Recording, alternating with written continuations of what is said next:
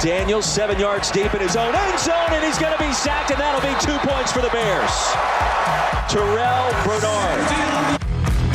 Welcome to SicEm365 Radio. Kickoff from your own 20. Team that scores the 2 points gets it right back, and there goes Ebner. Tristan Ebner in a foot race. Can he do it again? Yes, he can. His second kickoff return for a touchdown tonight. His 4th overall. SicEm365 Radio is presented by IdealMRI.com. High-quality MRIs for $497 or less. IdealMRI.com. Your health is important, so is your budget. Here goes Mitchell. Oh, what a pass! Driving off that baseline, Maceo Teague. The 3 o'clock hour is sponsored by Waco Custom Marketplace. Meats, sweets, Texas treats, and a cut above the rest. 425 Lake Air Drive, Waco. Prescott trying to take advantage. Going deep. Cooper. Oh, one-hander. Are you kidding me? Now here's David Smoak, Paul Catalina, and Craig Smoak. All right, here we go on this Wednesday afternoon. SicEm365 Radio take you up until 6 o'clock. The Big 12 Conference has released their preseason football team. Offensive and defensive players of the year, newcomer of the year, offense and defense, special teams as well. 2 Baylor players, linebacker Terrell Bernard and safety Jalen Petrie are on the first team. There's not a second team. It's a first team, defense, offense, as I mentioned, special teams. Surprised that Brooks of Kansas State got the kick and punt returner over Tristan Ebner of Baylor. That's the only other Baylor player I put on the first team. But Paul Catalina, Craig Smoak, I'm David Smoak, dominated by Oklahoma, dominated by Iowa State, the 2 teams that are favored to win the conference. And your thoughts, it just came out within the last half hour. Well, Tristan Ebner not making it was surprising to me because he's the reigning Big 12 Special Teams Player of the Year. So, I mean, he won the award last year. I don't know that he's going to do less this year. That would make you think he's not going to be right in the mix there as well. But I guess people just really liked Brooks. I don't know. I don't agree with that one based on what we've seen. But, there were a couple Baylor players, as you mentioned. I had voted for 1 or 2 others. But, just the 2 representatives and the 2 most obvious, I think, of anybody. And it's good to see that Jalen Petrie's actually become a pretty well-known name. And people know about him enough to vote him first team all Big 12. So I think that's great because, prior to last year, maybe that's not the case so much. So good for those 2, but I thought there'd at least be 1 more, and I figured it probably would have been Ebner, but, voters vote the way they vote. Brooks did have 2 punt returns last year for touchdowns, so it's not like it's just out of the blue. 11 punt returns, 2 went the distance, had 1 as a sophomore this year as well. So it's a guy that has some numbers, but I thought Tristan Ebner was the only one that was missing as far as Baylor. Yeah, that's true. I think the one thing that stood out to me was, if there's the number of Iowa State players on it, and deservingly so, but my thought is, if you're Iowa State and you've got this many players on the preseason Big 12 team, it's now or never, man. Yeah, no, it's now or never. I've been saying this for the last year about Iowa State, that this is the year. And if they don't win something major this year, then you're going to have to, they'll reload. I mean, they've got the program to where they don't have to start over from scratch and rebuild, but you are going to lose a lot after this year, and there's not going to be some magical life preserver thrown in the water for you to where you bring back Brock Purdy for a 6th year and, bring back a lot of these guys for 5th years. So they've really benefited from the last year, whereas other teams have had to kind of break it down and build it back up or change coaching staffs or whatever. Iowa State's just stayed seamless pretty much. So, yeah, there's a reason why I put them at number 1 in the Big 12 poll. I understand Oklahoma is the favorite, but I put Iowa State there because I just figured, when else am I going to do this? It's easy to put Oklahoma every single year, and you can make the case for them, but you can also make the case for Iowa State. So I put them there, and it won't surprise me if Oklahoma wins it. But, yeah, it's there for them to win this year, and if they don't, then that's going to be a massive disappointment, I would think. But couldn't this be their run like Baylor had in the early 2010s? Yes, Were there back-to-back? And Baylor in 15 and 16 most likely would have been right in the mix as well, had it not been for a couple of things that went bad, including 16, the team basically falling apart mid-year. The Offensive Player of the Year, Spencer Rattler, Defense, Mike Rose, the linebacker, Iowa State. He was there last year as well. And then Eric Gray, the running back out of Tennessee, transferred to Oklahoma, the newcomer of the year. I was tempted with Siaka, but I've never seen him take a snap. Gray has numbers. And yet Oklahoma with Kennedy Brooks and the young man that played well in the bowl game, he still has a chance to put up huge numbers. It's hard to keep track of their running backs because so many of them are being arrested right now. Yeah, that's true. So I'm not even sure who's on the roster beyond Kennedy Brooks at this point. Spencer Rattler, that just seems like the obvious choice. Breece Hall, Brock Purdy could have been there as well. And I'm sure, there were plenty of people that likely voted for them. But, a returning quarterback who's got 5-star talent in a Lincoln Riley offense coming back from a year where he just started a bunch of games. You just figure he's going to be primed for big-time numbers, and he's part of the reason why Oklahoma's being viewed as a playoff team. They're not just being viewed as a Big 12 champion. There's a lot of people that think that because their defense is actually better based on what we saw last year, and there's a lot of those guys coming back, that you pair that with the offense that you just assume is going to be good, and they could very well be a playoff team. And I think Iowa State's being viewed somewhat that way, but people just can't put them over Oklahoma just yet. And outside of that, I'm not really sure playoff-wise if there's much discussion for the Big 12. Melvin Hunt, Atlanta Hawks assistant coach, former Baylor player, will join us here in a moment. Chris Paul and the Clippers. Chris Paul and Phoenix dominate Milwaukee in best of 7. Game 1, lead that series 1-0. Dickie Magel, the Rice running back in 1954, the Cotton Bowl, he was tackled by Tommy Lewis. He's about to score, on his way to score, and Lewis came off the bench and tackled him in the Cotton Bowl. He passed away. He's 86. Lawrence Elkins and Don Truhl knew him well.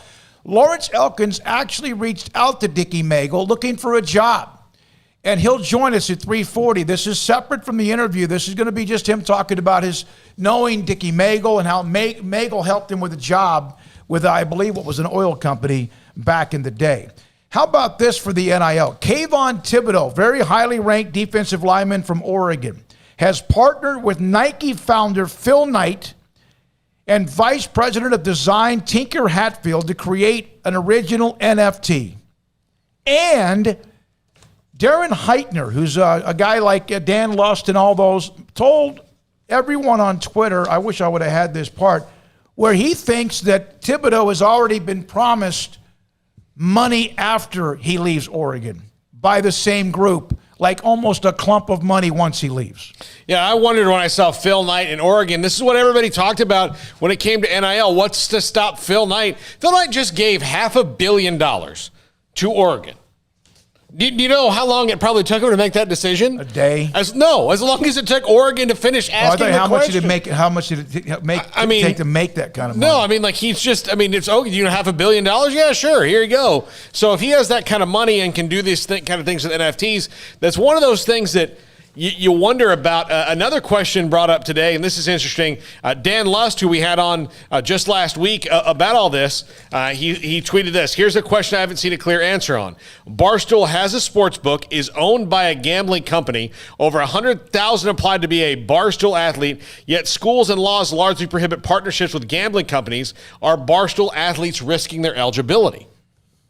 Potentially. I don't know. That's not for us to obviously answer. I would think so, though, because, anytime I see a Barstool mentioned that, stands out to me, it's always gambling related. Like, it's always gambling. That's not all that they do, but it's a lot of what they do and a lot of what I see, at least. And, I would think that could be problematic somewhat for them. The thing with Thibodeau is, that's exactly what people were worried about. You got Phil Knight, Nike money. What does he want more than anything? He wants Oregon to win a football title. He spent tens and probably hundreds of millions of dollars to get Oregon to where they are now, where they're nationally relevant on a yearly basis. Whereas, if you go back to my early childhood, I don't even know that I knew Oregon had a football team, quite frankly, like when I was 10 years old. And if they did, they didn't mean much. But, the last 20 years, they've completely changed that program. It's all because of Phil Knight. And then Dennis Dixon and various players that have come through there. But, that's the concern. That's why if you're not somebody with a Phil Knight or whatever the Miami dude's name is, Dan Lampert or whatever, if you don't have someone like that, then you're probably a little nervous because where's your big boy? If you're a Baylor fan, you're probably like, where's Chip and Joanna at? Can we get a little sponsorship going from them? Because dude, like there's some teams that are off to the races, and it's been nuts to watch. But yeah, the Barstool thing is interesting, and the Heitner thing. He said that the 6-figure memorabilia deal will conclude at the end of 2021. So as soon as his season's over, he'll have a 6-figure memorabilia deal thanks to Nike. And the NFT thing, I find the whole NFT craze just totally odd and like the biggest waste of money ever. And the image that he posted, I'm like, why would anyone spend money? It's like a cheap-looking Photoshop. It doesn't even look that good. So hey, if you want to burn your money for bad-looking NFTs, by all means, go right ahead. That's the market we live in. All right. Also, we will next Wednesday, following our show at AT&T Stadium in Arlington, have a meet and greet at Three Nations Brewing Company in Carrollton. Thanks to John Royers and the group there. Brian Etheridge put this together as well. So that evening at 7 o'clock, we'll drive from AT&T Stadium over to Three Nations Brewing Company in Carrollton and have a meet and greet. Respect the tradition.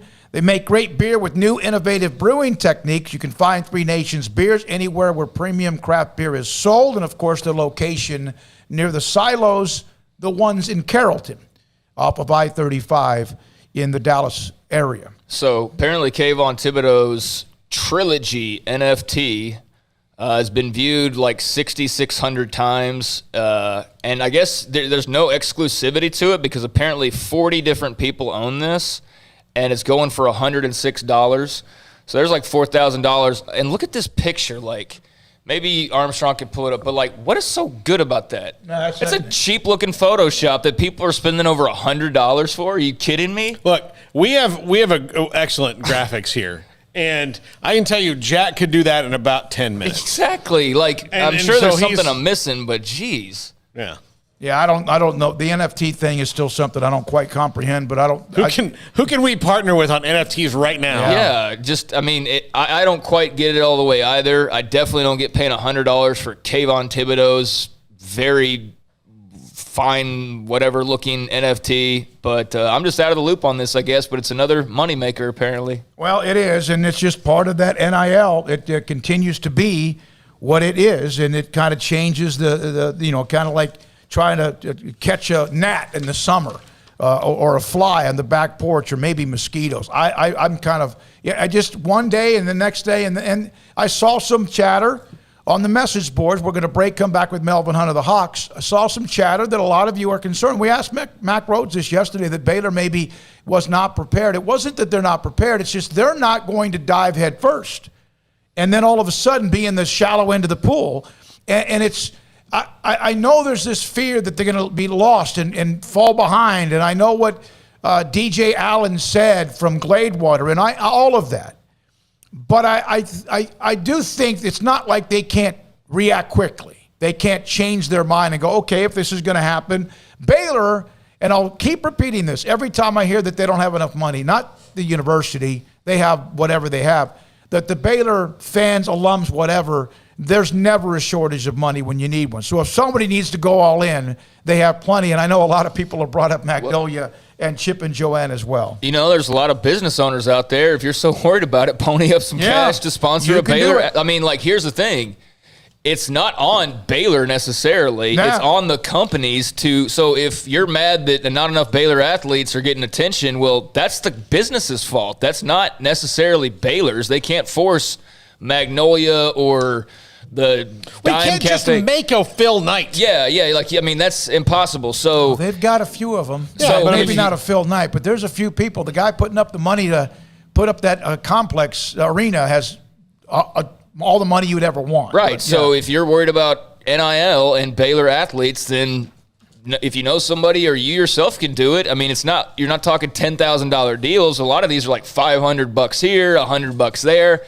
You know, get proactive because that's what's happening. It's not the schools themselves doing a lot of this. All right, when we come back, Melvin Hunt, Atlanta Hawks assistant coach, went to Baylor, played at Baylor. His thoughts about the NBA Finals, about Chris Paul and Phoenix leading 1-0, and also the dream season that almost was, and in some cases still was, for the Atlanta Hawks before it cut short. Nate McMillan, no longer the interim, but now officially the head coach of the Hawks as well. This is SicEm365 Radio.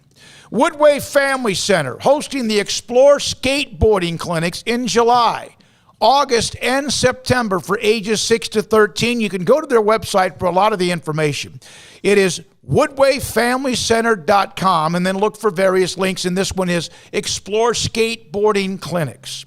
Also, there are summer clinics, tennis, basketball, and gymnastics. Registration open right now. Midway coaches are helping with the baseball clinic. In fact, they just had one that was hosted by a minor league baseball player at the city of Woodway. Shelby Livingstone, Katie Smith are the ones handling the volleyball clinics that are going on right now with the quality and a variety of programs with that sport.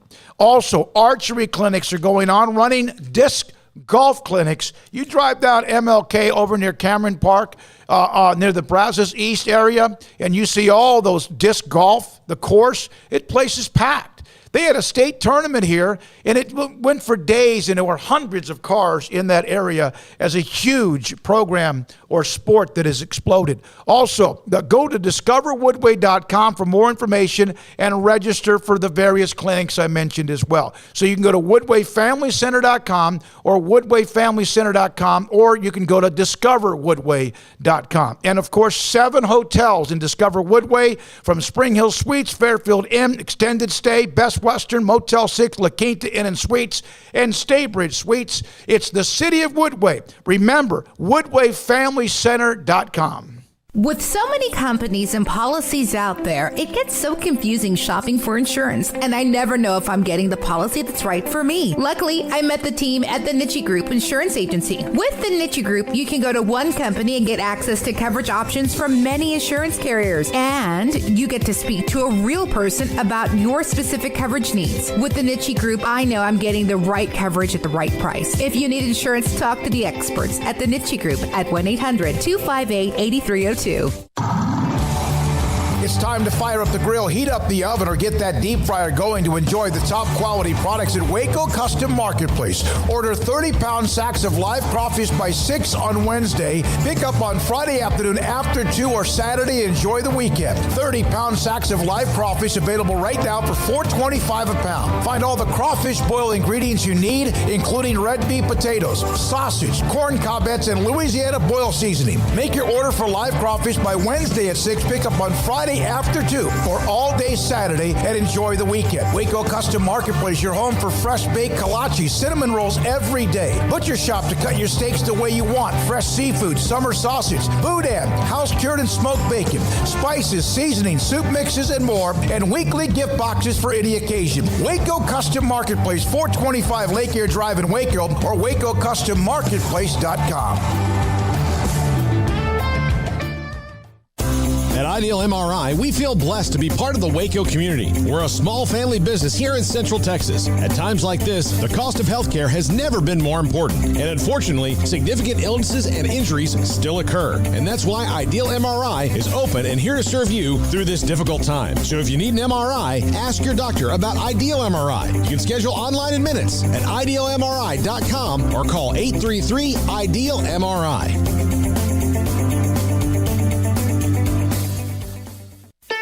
Don Humidor, your home with a 48-foot walk-in humidor with the elite cigar brands from around the world, including the #1 cigar of the year, Aging Room Cuatro Nicaragua. Plus, they have the great brands like Macanudo and Artur Fuente, Rocky Patel, Aston, and so much more. CBD, great for sore muscles, aches and pains, sleep, Vita Dreams, and anxiety, mild depression, general health and wellness. Their staff very knowledgeable on the subject. If anyone is curious about CBD, ask Carol and Ashley. Don Humidor in the Townwest Shopping Center off Valley Mills in Waco. Let Camille Johnson Realtors guide you seamlessly through the process of buying your dream home or selling your current one. Commercial, farm and ranch, or residential, Camille Johnson Realtors can smoothly and successfully lead you through any transaction. With a team of 28 experienced agents who are excited about serving you, Camille Johnson Realtors services the entire greater Waco area. If you're in the market to buy or sell, contact Camille Johnson Realtors, 104 Midway Center in Woodway, or find them online at www.camillejohnson.com. Camille Johnson Realtors, elegant, charming, warm. Welcome home. Allen Samuels is holding the Ram Spotlight event on the new 2021 Ram Lone Star Crew Cab trucks at Allen Samuels. The three-peat Motor Trend Truck of the Year is built to serve. This truck is perfect for whatever your lifestyle calls for. Impressive towing, high-strength steel frame, and the smoothest, most comfortable ride of any truck. Allen Samuels located at 201 West Loop 340 in Waco. Come see the Ram Lone Star Crew Cab. The Ram Spotlight event won't last long. Visit Allen Samuels today or online at allensamuelsdcj.com. Come by. Let's be friends. Welcome back to SicEm365 Radio. The SicEm365 Radio Live Guest VIP Hotline is sponsored by Stonewood Dental. We are all in this together. Last night, the Phoenix Suns take a 1-0 lead on Milwaukee. Chris Paul and company and Booker and all them, and had a nice first game, up 1-0. One of the teams in that discussion who could have been in the finals, almost in the finals, but just short of what has been almost a dream season for them, the Atlanta Hawks' assistant coach and former Baylor star Melvin Hunt, who we've had on the show back when Baylor was making their push to the national championship or after they'd won the national championship. Melvin, thank you very much. Is it hard to watch the finals knowing you were so close? It's not necessarily hard because it just, you know how much goes into it, and so it hasn't been difficult. I can watch the game.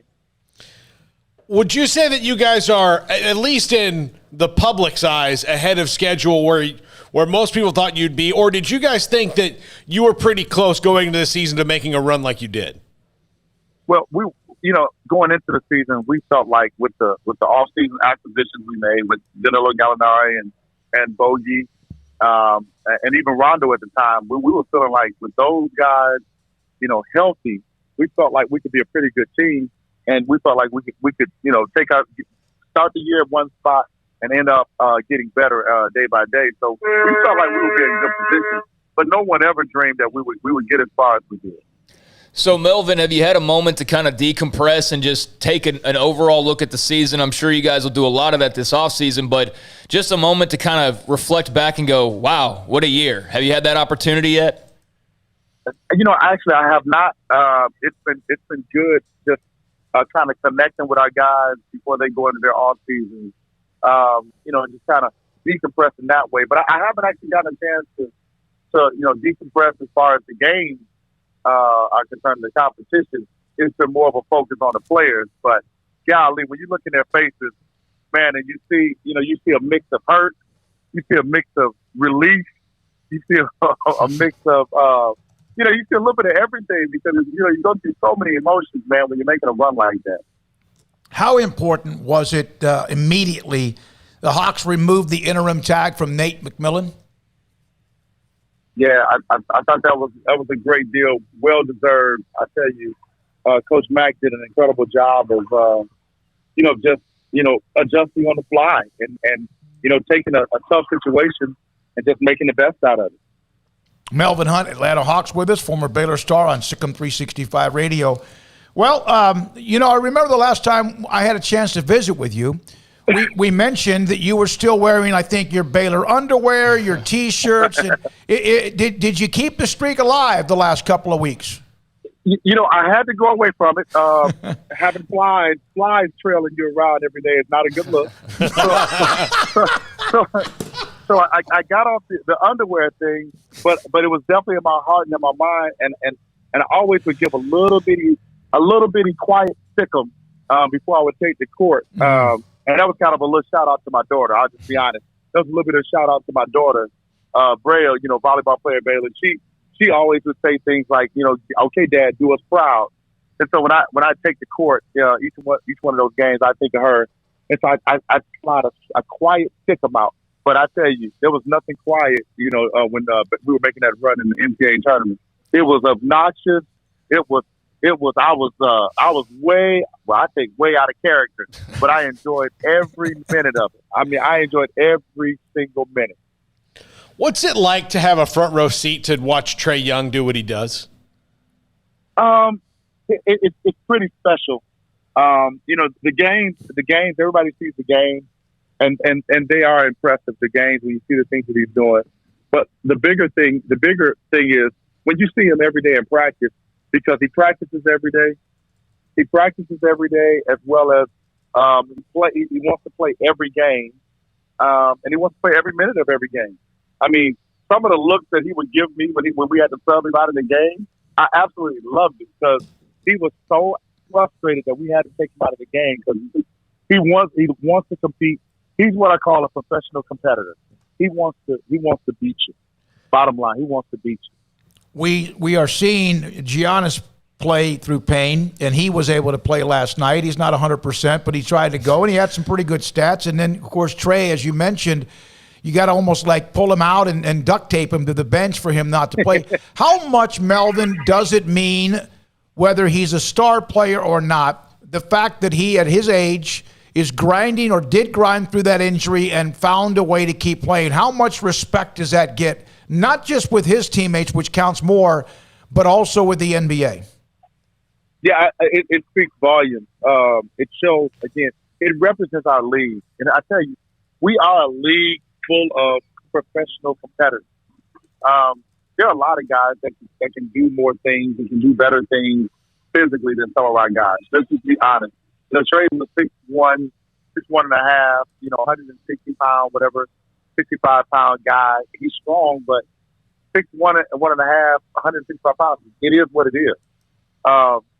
But his competitive nature, it's just you can't even imagine. I'm talking about if I don't want to be really nasty, but I will be for a second. If we're flicking boogers up against the wall, he wants to beat you. He's trying to whip you, whatever it is that he's doing. I mean, and here's the other part. I feel like I was a pretty good player in my own right, but I didn't have that extra oomph that these guys have. I wanted to beat you, but he not only wants to beat you, he wants to embarrass you. He wants to throw the ball between your legs so your mama has to hug you after the game and say, "Baby, that was a shame what that guy did." When Giannis dunks, he could just dunk, but he wants to rip the rim down and just embarrass you so your wife doesn't want to sit in the front seat when you're driving home after the game. Man, you are full of them. You've got them going today, Melvin. You got them going. It's easy when you speak the truth. I'm telling you. I mean, some of these guys, I'm telling you, for the most part, they are fiends for competition, and I love it. That's the thing that most of us do. Like physically, a lot of us couldn't do that, but it becomes contagious. I mean, you want to win, man. There's nothing like winning. There's nothing like it. Well, obviously the Phoenix Suns with a 1-0 lead. You see Chris Paul searching for that first ever title. He's had to go through some injuries. He's always had something kind of stall him or interrupt his opportunities. When you watch him and you see him, can you see where all of these years, 16 or so years in the league, that it's his moment right now? It appears to be this is his moment. Now I'm going to say this to the viewers so that they know that this is not a coinky-dink, as we call it, or coincidence. We call them coinky-dink, so that they know that it's not one of those. You mentioned Chris Paul's name right after I said competitor. Mm-hmm. Whether you realize it or not, or that's just great radio, great timing, because he might be the greatest competitor we have in our game right now. And when you mention him, for 16 years, I've been coaching against him. I've spent time with him at camp. This guy is a cutthroat, good-looking young guy, young face, but is a killer at heart. And I tell you what, it's great that we're getting a chance to see him on this stage at this point in his career. He's again, when he would play against Kobe, you saw two of the most intense competitors you'll ever see. When you're coaching against him, when I was interim head coach, I remember we played the Clippers, and I employed the hacker DeAndre Jordan deal, and he was at my head the whole time. You don't know what you're doing. You saw it on TV. Nobody taught you that. And so being a competitor myself, I barked right back at him, but he was looking for every edge. And then as soon as the zeros came across the clock, the game was over, I get this big, soppy, wet hug from Chris Paul because he's a competitor. And so, I think it's a great testament to him his his commitment to the game to go 16 years without getting to this point and getting a chance to put his talent on display, man, in front of the whole world. I think it's a great deal for him. Is that what young guys like Booker and Ayton needed? Was someone like Chris Paul to come in and kind of finally show how it's done? Man, I think we all need it. Yeah. I mean, I think we all need that. I wish he would come over when I got to cut my grass or manicure my yard. I wish he'd come over and get me motivated. I mean, the guy can get you motivated at any point because one, he's in the trenches with you, and he's not going to ask anything of his teammates that he doesn't demand of himself. And, again, going back, that was kind of the Kobe thing. That's why he would get frustrated with guys, and Chris does too, when guys don't bring the same level of intensity that he brings. He's exactly what the doctor ordered. We always kind of overstate the thing about culture, changing the culture. We've all heard the cliche. Well, part of changing your culture is getting the right people. Changing your personnel. Let's be clear. I love Monty. Monty's done an incredible job. Dave Jones, the GM, done an incredible job. But all this, I don't think, happens without Chris Paul at the forefront. Melvin, there's a couple of coach openings right now in the NBA, maybe more than a couple at this point. I was reading an article on the Undefeated earlier today. Your name was brought up by Jackie McMullen of ESPN as somebody who teams should talk to. Does being a head coach, I would think, being an assistant, you would want to be a head coach in the future, but is that something that's squarely on your goals list, is to be a head coach in the NBA at some point? You know what? I try not to get ahead of myself, right? But you can't lie to God, and I love the Lord. And he knows my heart. He knows my prayers. He knows my intent. I love to lead. I love to serve. And what better place than the NBA to lead and to serve young men and an organization? I would absolutely love to do it, but I just know that with 20-plus years in this league, working, I know I have great purpose, fellas. And when that time happens and when that time comes, trust me, I'll be ready. I'm going to give another shout out as my he's 1 year younger than I am, Trooper Taylor. Everybody knows Coach Trooper. He always says, "I'm sitting on G, waiting on O. Let's go." Absolutely. Hey, as soon as God creates that situation and He has it prepared for me, I will be more than ready to step into that. But again, I love what I'm doing. I love where I am as far as getting a chance to impact young men from my position, because I do understand the fact that when you become a head coach, there's a different type of intimacy involved with leading the group. When you're an assistant coach, there's certain things that guys have a freedom to say to me, and there's certain different responsibilities, and I have different constraints as well as I have different things that responsibilities that go along with it. When you become a head coach, you have to think so much more big picture. That right now, I kind of like being able to be intimate. Hey, the head coach can't always show up, at your son's basketball game. If you're one of your players, I can, and I appreciate being able to do that. And so I'm relishing the role that I have now as an assistant coach. But trust me, fellas, when God says yes, it will be yes. Well, and we hope that happens, and it just seems like it's a matter of time. That first job you ever had was an assistant at Temple High School, which is right down the road, obviously, when you were at Baylor. Sir. And I got to say this, and I don't know if we mentioned this when we had the recorded interview with you about a month ago, that, there's this pipeline to Louisiana that Tweety Carter and everyone, I'm not so sure that you weren't the first PVC pipe from Louisiana to Baylor. Louisianimal. Yeah, Louisianimal. Yeah. Mark Vidal and Jared Butler and all those guys, yeah. We just quietly go about our business. We just quietly go about our business. Hey, I was one of the first guys. I was. Danny Casper, he walked into some very, very modest gymnasiums to see me play back in the late 80s. And I thank God for that blessing that I was able to come to Baylor.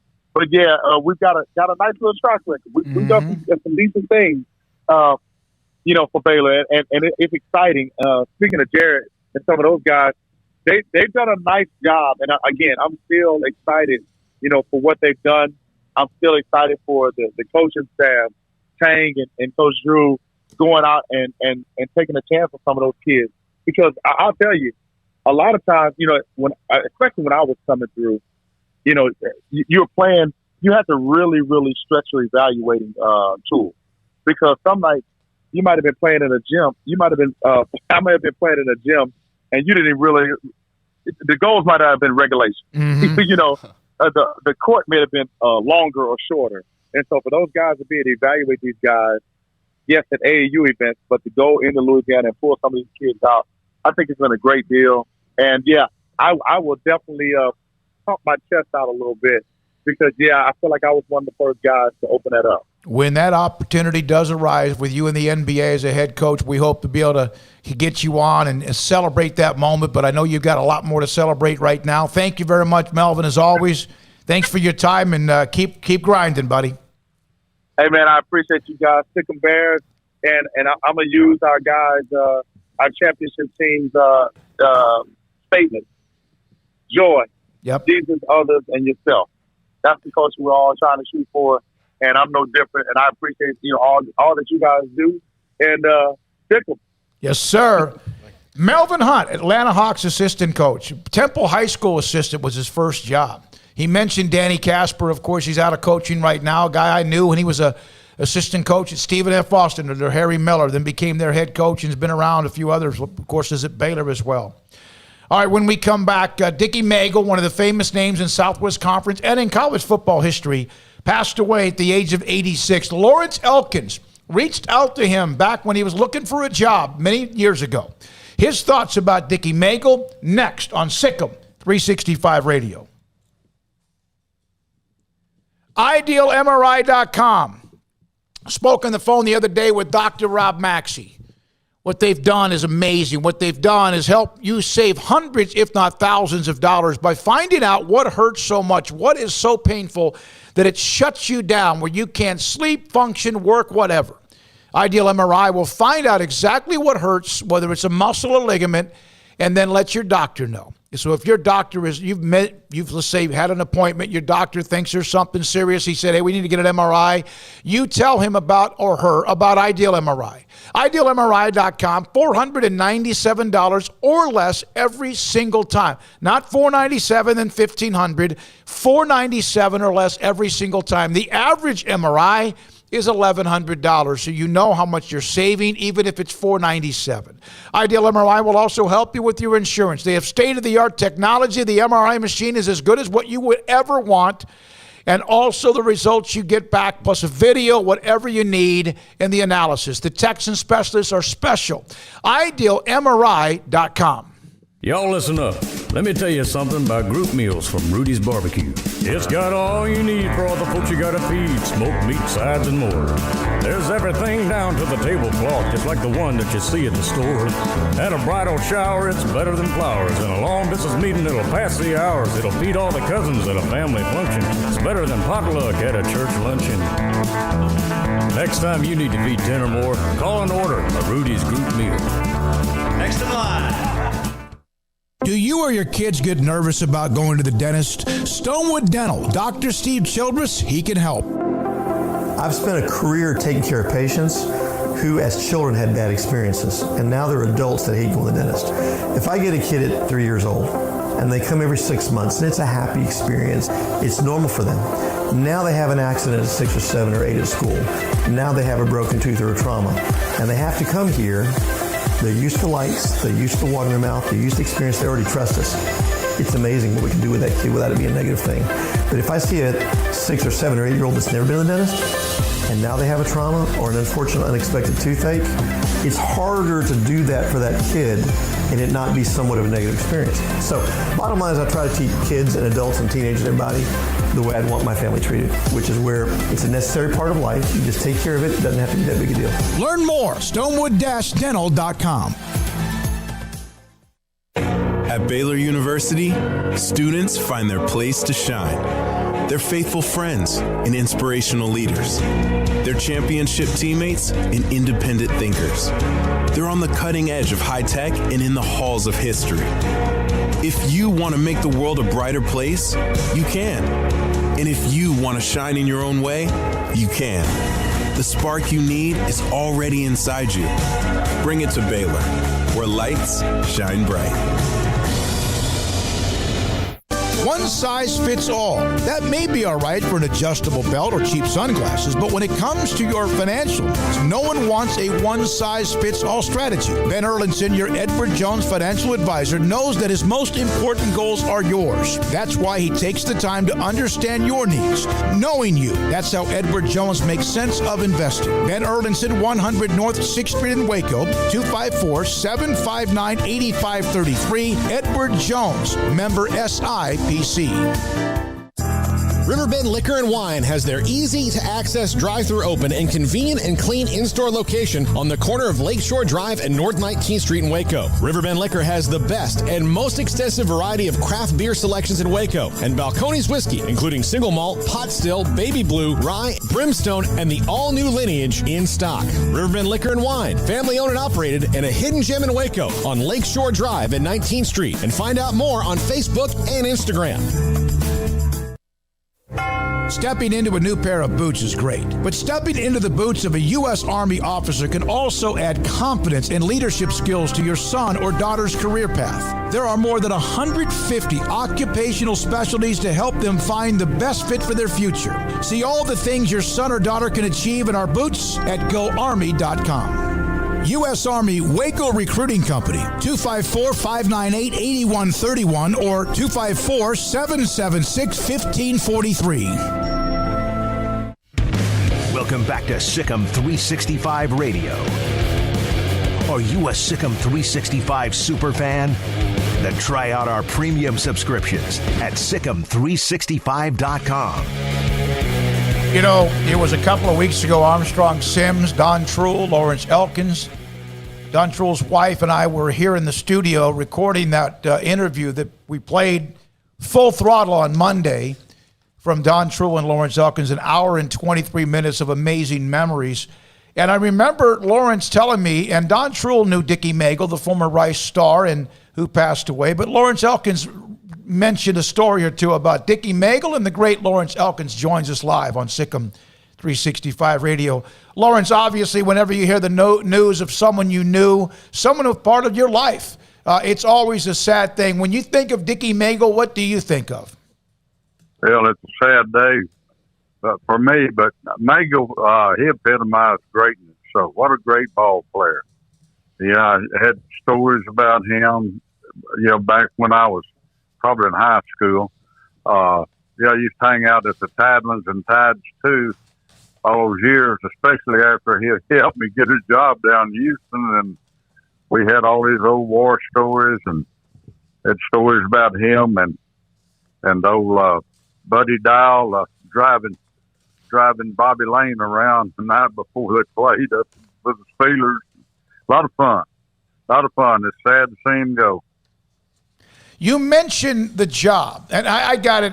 Whether I don't know if I had it twisted around, but I thought maybe he even called you. But you're someone that actually reached out to him. You were looking for an opportunity. Is that correct? Can you take us through that story? Yes, I would. I headed for Houston in 1970. I got cut by the Steelers and got cut by the Bears, and the Giants wanted me to come try out, and I'd probably about had enough. So I figured I better go try to find me a job because the money was getting short and the bills were getting long. But I came through Houston, talked to Truhl, and he's the one told me. He said, Magle, he hangs around with all those movers and shakers. Said, maybe you ought to talk to him and see if he knows anybody that might put you on. And talked to Magle, and he said, I'm having lunch tomorrow with the president of a company here in Houston, and I'll sure mention you to him. And it happened to be a guy at the time named Herbert J. Frensley, who was the chief executive officer for Brown and Root Worldwide. And he talked to this guy, and then on this napkin, he had written to the personnel department at Brown and Root down on Clinton Drive, said, see what you do to find this person a job. And that's all it took. I mean, put me in as a kind of a Class B engineer trainee at $800 a month. So it was better than starting this. Is that the same company that eventually sent you to the Middle East? No, they sent me to Europe and Africa. Okay, yeah. No, you traveled all over the world, yeah. I spent about 8 years with them. I probably should have spent all my career at Brown and Root, but I didn't. I was looking for a nice, cushier job, maybe, or ones that paid more money. What was it like being able to, because not many people will get to have a relationship with someone you grow up watching and idolizing. What was it like to have that relationship for you and Dickie Magle? Well, old Meg, he was a lot of fun. We'd go down and have lunch with him, and I'd come through sometime at night and spend the night at the Tidelands or the Tides too, and sometime I paid for it, and sometime it was on the cuff, which is a good deal. But had a lot of fun talking with him, visiting with him, and kicking around the old days. And I tell you what, he could do a Gabby Hayes, a number that was priceless. You would laugh yourself to death listening to him talking about Gabby Hayes, Ben Gabby Hayes talking to Roy Rogers. Wow. You know, you mentioned the place, the Tides Hotel. What was that like? The personalities and celebrities that hung out there. Well, I'll tell you, it was a lot of fun. A lot of people knew each other, and they had a lot of people out of downtown that come out there. Of course, you had anybody in the sports program with new old Magle. He kind of catered to everyone, and it was a fun place to go in the old days. Lawrence, a lot of people think of Dickie, though. They think of the play against Alabama. It would have been a 95-yard touchdown. He was tackled by Tommy Lewis on the sidelines in a close game in the Cotton Bowl. But he was a better player than just that one play, and that's obviously he's about to go 95. They gave him the touchdown. Did he ever say much about that play to you? Not awful much. He just kind of shook his head and laughed, and he said they became good friends after that. And I think he scored about 5 touchdowns that day, including the one that Lewis tackled him off the bench. But Magle was quick. I mean, those poor Alabama people, they couldn't keep up with him. Yeah, he also was the 10th overall pick in the draft by San Francisco in 1955, was a Pro Bowl defensive back, 28 interceptions in 73 games. He played 1 year with the Cowboys in their second year of existence as well. He changed his name, how he spelled his name, to Maegle in 1962. It's actually Moegle. I always was wondering, how did the obituaries get this wrong? But he changed his name, right? Because people, they kept on, pronouncing it wrong or what? I guess they called him Mogul or something like that. It's like like one of those African princes, maybe. But I changed his name from Mogul to Magle. Yeah, he did. But no, go ahead. I was just thinking about that, and it's one thing I didn't know about him. But spent a lot of lunches and afternoons there talking about the old days and old times. And he'd go down to the Touchdown Club, I guess, on Tuesday. They'd have the Houston Oilers Day, talking over the game of the past Sunday. And he made a point to talk to the coaches if they were there. Saying they had people sitting on the bench that ought to be playing. He got up one time and said, you got a guy sitting on the bench here. All he can do is get up and catch a football. I guess that's not good enough for y'all. He was talking about me. He had your back in many, many ways. Lawrence, go ahead. Yeah, I'm sorry. Go ahead. No. He had your back in many ways. It's a friend. Yeah, he did. We really liked each other, but he'd kind of burn about who's playing for the Oilers there, and we were talking about it later. Trull had a rough time with the Oilers, and I did too. The people that drafted us, they only lasted 1 year, and all those people were gone, and then they brought people in that I guess of course I got hurt, and I couldn't run that well anymore, but that was people that just didn't like us around, which is a true story. Lawrence. But, yeah, go ahead. One more thing. We had a chance to sit down with you in the studio a couple of weeks ago with you and Don. Did you ever have a chance to watch the full thing and kind of reminisce as you watched it? I've watched parts of it. I've got to get together and watch the whole thing now. But I didn't know I was that fat, old, and ugly, but I guess that's the way it goes. When you're going on 78, Lordy mercy.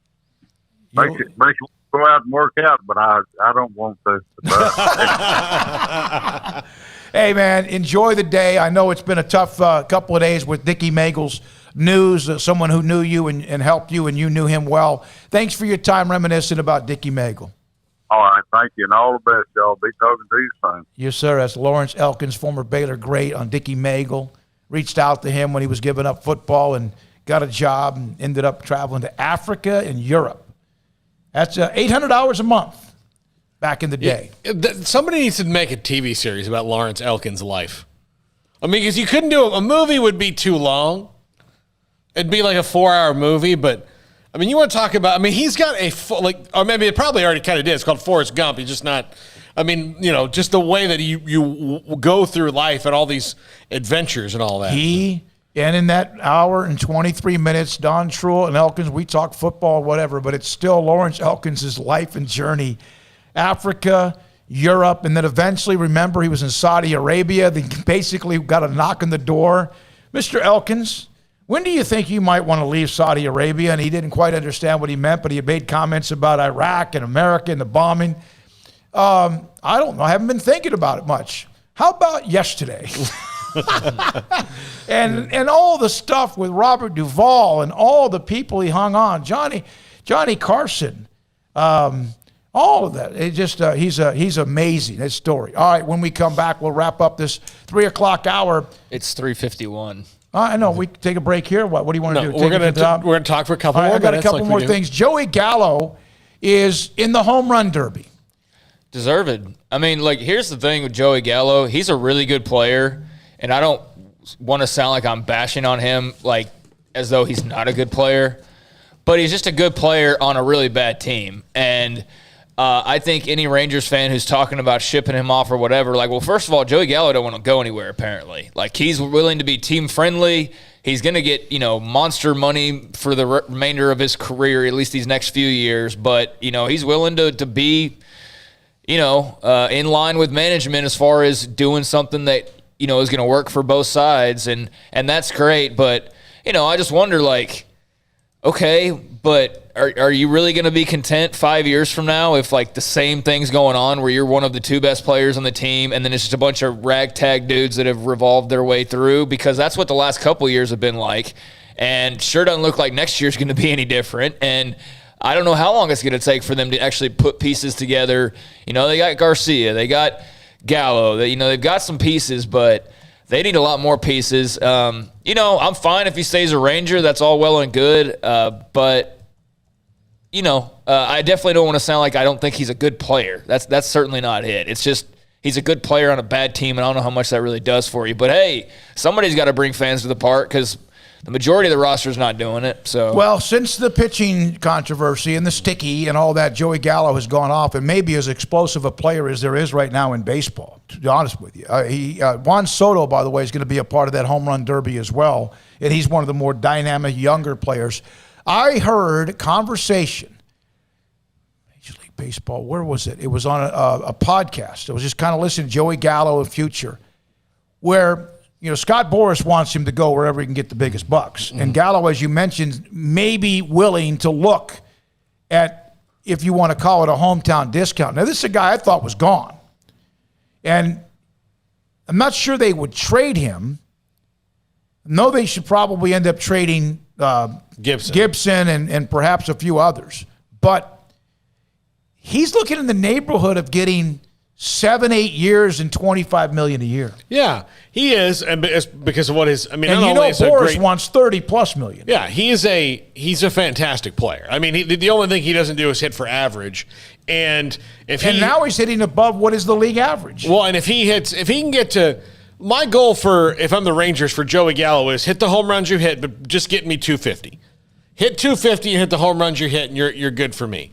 But if he's at 220 and all that, if he's struggling above the Mendoza line, I'd want him at 1 for 4 is good for me every day. Get some more walks, cut down the strikeouts a little bit, and I'm happy if I'm Rangers management. Now, I think that they should trade him in the fact that what they have not done and what worked for them in the past was trading people and getting assets, and that's how they built the World Series teams.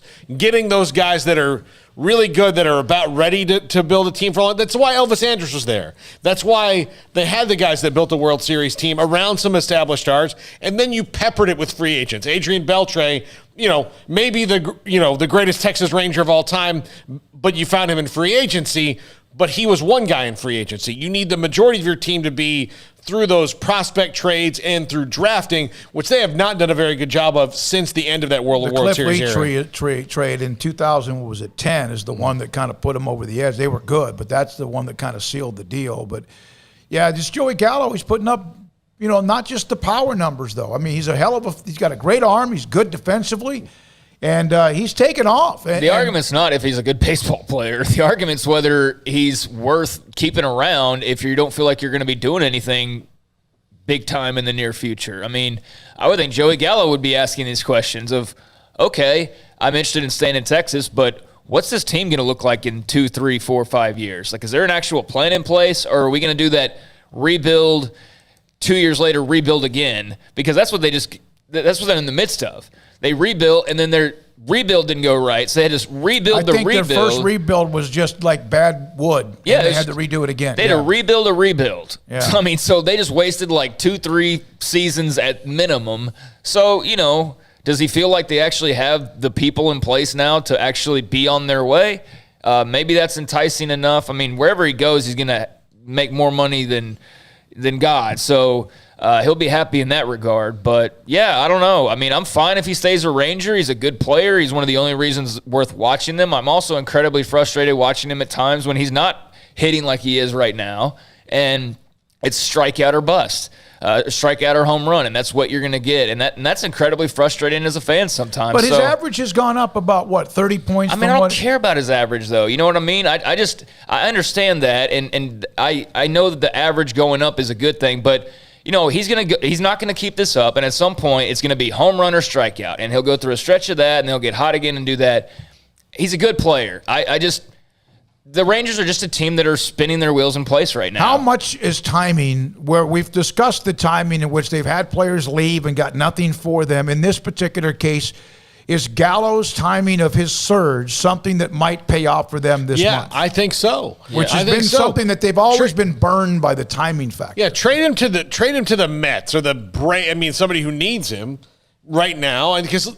Again, it's great that he might be putting some butts in. Trade him not to the team that needs him, a team that has farm system that needs him. Padres. Yeah, exactly. He'd be Padre. great there. I mean, you already know Kip Fag. You know the players on that team. He knows you. There's already a rapport there with JD and Kip, and they're a really freaking good baseball team. And that's a large part of God, I wish, John Daniels had taken that Padres job, and Kip Fag would have stayed been promoted to the GM with what he's doing with San Diego. That's exactly what the Rangers needed to have happen. Yeah, I think John Daniels is on a short lease. I think he should be. I like him. I like the fact that I've had a chance. We've had a lot of interviews with him, but it's now not expecting them to win 90 games next year, but they have to show something that is working. And he's got to throw some trades in there. We got to take a break, come back with Zach Pyron. Pinson Valley High School, Alabama, went to the Elite 11 competition in California. His thoughts on that experience next on SicEm365 Radio. Car has the trucks, man. They have the one for you. Crew cab, short or long bed, silver, black or blue. Texas size selection, great prices too. Richard Carr, he has the truck for you. Carr has the trucks, man. He has the truck you need. If you want the best truck, you want a GMC. Texas size selection, great prices too. Richard Carr, they have the truck for you. In Texas, there's pea-size hail and baseball-size hail. Guess which one hit our house? We didn't even know where to begin, but we called our Texas Farm Bureau insurance agent, and he was so reassuring. He knew exactly what to do to get our house back into shape and our lives back to normal. Now, we're even more thankful for the roof over our heads. Stop by and see our agents at one of our 3 McLennan County locations. Coverage and discounts are subject to qualifications and policy terms and may vary by situation. From the first workout to the last practice, sports is an incredible and rewarding challenge. Hi, everyone. This is Dan Ingham with the First National Bank of Central Texas, and we're proud to support each athlete, every parent, and our educators. From families, small businesses, to the biggest industry, we're here to help. With remarkable products like mortgage lending, we've got banking ideas that fuel big dreams. The First National Bank of Central Texas. Familiar faces making local decisions. Member FDIC, Equal Housing Lender. Southwest Sports Medicine and Orthopedics, the team physician of Baylor Athletics. Our doctors specialize in the diagnosis and treatment of any and all sports-related injuries. Celebrating over a decade of service in Central Texas, our doctors are equipped to handle a wide range of issues, whether it's your foot or ankle, orthopedic spine care, your hand or wrist, knee and shoulder pain, or if you're in need of our arthritis or total joint clinic. Come see us at the new Baylor Scott and White Ted and Sue Getterman Sports and Orthopedic Center. Trusted doctors at Baylor Trust, Southwest Sports Medicine and Orthopedics. Our goal is to get you back in the game. Hey, this is Bryce Petty, former starting quarterback and 2-time Big 12 champion, and I know firsthand the importance of being in top shape both on and off the field. So listen up, men. If you're feeling beat down day in and day out and looking for that high-performance edge that separates the men from the boys, then look no further than the Petty Clinic Low T in Waco. Petty Clinic is a comprehensive men's healthcare clinic with an atmosphere catering to men. Board-certified Dr. Kent Petty has a special interest in offering the highest quality medical care to men of all ages. Some of the services offered include screening and treatment for low testosterone or thyroid, infertility, high blood pressure, diabetes, high cholesterol, sleep apnea, while offering comprehensive wellness exams and complete men's health lab panels. High performance men, remember, it's not just a Petty thing. This is Bryce Petty, encouraging you to reach out and Google search Petty Clinic Low T or go to pettycliniclowt.com and get your complimentary lab screening today. Stepping into the boots of a U.S. Army officer can add confidence and leadership skills to your son or daughter's career path. See all the things they can achieve in our boots at GoArmy.com. U.S. Army Waco Recruiting Company, 254-598-8131 or 254-776-1543. Welcome back to SicEm365 Radio. Looking to the end zone. It's got to be a touchdown.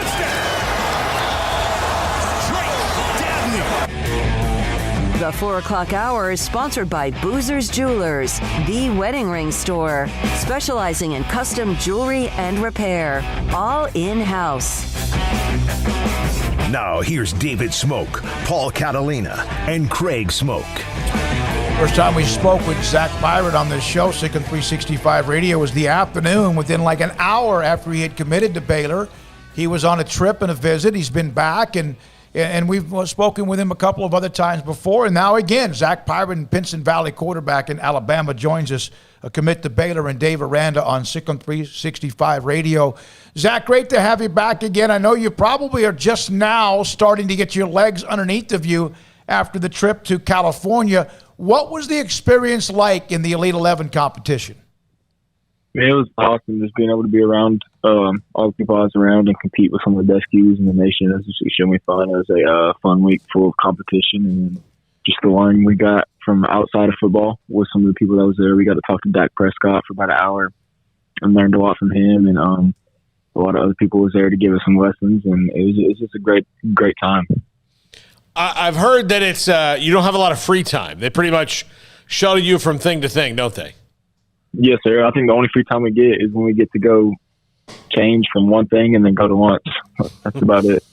What was the best piece of advice you got during your time out there? It was from Dak. Dak said with how the world is today, it's hard for quarterbacks to be themselves, and the biggest thing for quarterbacks is to be themselves and not get changed by the environment you're in. When you were at the competition, is that something that's hard not to do because you have so many other names and players, and some of those guys have gotten a lot of attention? You've gotten attention, but in some cases, is it hard to be yourself in one of those competitions when you have everyone else around you? It can be if you're not surrounded by the right people. But most of the people there were all the kids there they're all being themselves, so it's easy. You know, it wasn't made up to like how like if one person's there and everybody just thinks she's like amazing and stuff. Like everybody, all the kids there are respectful to each other, and like we're all nice to each other. And there's nobody there that was like really like out to get anybody. So it was kind of easy to be yourself with the people we were surrounded by. You have a big chip on your shoulder. You've discussed that before. You have great confidence in yourself as well. You got the late ad to be a part of the competition, and then you couldn't help it. When you got there, you were there to compete and finished in the Elite 11. They named you as a part of the Elite 11. What did that mean to you? It meant a lot. You know, it was a childhood dream come true, but knowing that my hard work I've been putting in this offseason is starting to pay off, and it also motivates me more because it knows that I'm a top guy, and I need to keep proving that every day, and I want to keep doing better, and I can only go up from here. What's in the last couple of weeks? You know, I know a lot of commits have joined the class. I know you are kind of leading that charge. What's it been like to lengthen that group text and expand the group? Oh, it's awesome. You know, when I got there, it started with I don't know, maybe 7 people. It was not many people, and now I think we're at 17 or 18. So it's been awesome to see it double over time, and just all the new people we've got to meet, and all the new recruits and commits I've got to meet, and some guys that haven't committed yet I got to meet. It's just building some friendships that I have for a while. It's really awesome. Who, along with yourself, would you say is the most active as far as being commits turned recruiters?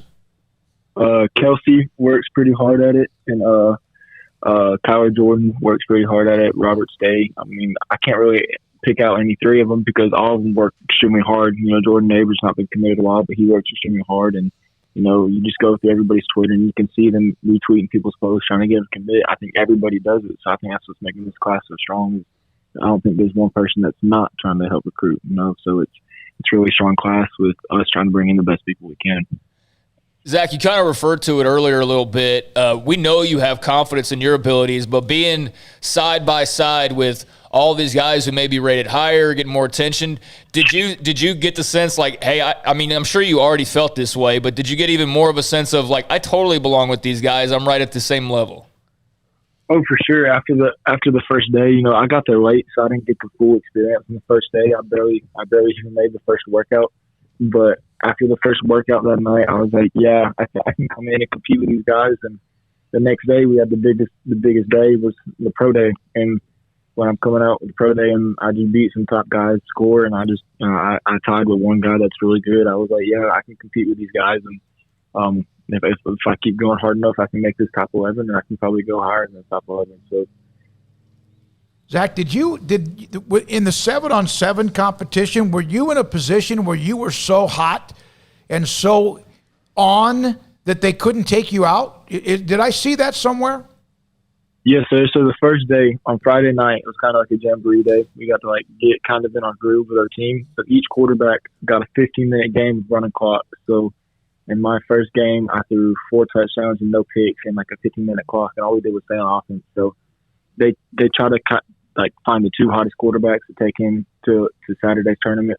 And in Saturday's tournament, it was 3 games and the best 2 teams playing the championship. So the first game they played Ty Simpson. He was pretty hot with me, and we didn't do too great that game. It was early morning, but we can't really say anything. And the second game is when I got to start, and we started off pretty hot on that, and you know, we just kept going, and we almost beat them, but luckily, or not luckily, but how the rules were is it was like 30 seconds left, and we got to stop. We thought the game was over, but the rule book is if you get to the 20-yard line, the clock stops and you get 4 downs, and that's what happened on the last play. They got to the 20, so on 3rd down, they threw a big jump ball in the end zone to beat us. But you know, I thought we played really good that game, and I played the whole 50-minute game.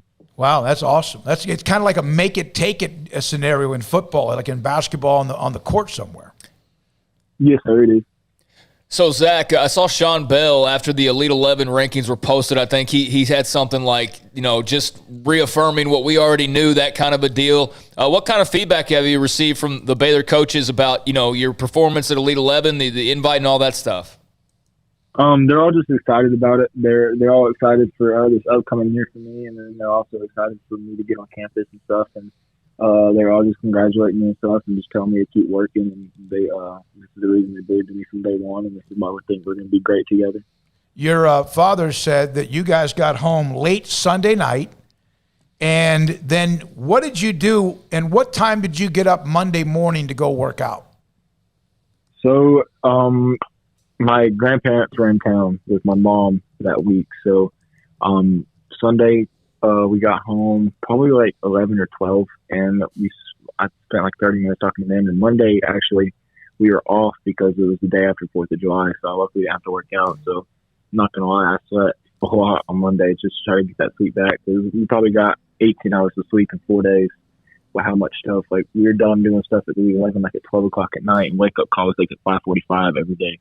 Jeez. So it was a lot of stuff. So I slept some Monday, and then Tuesday I was right back at it. Woke up at 7 in the morning when I had practice. There you go. That's why you're doing what you're doing. That's why you are who you are.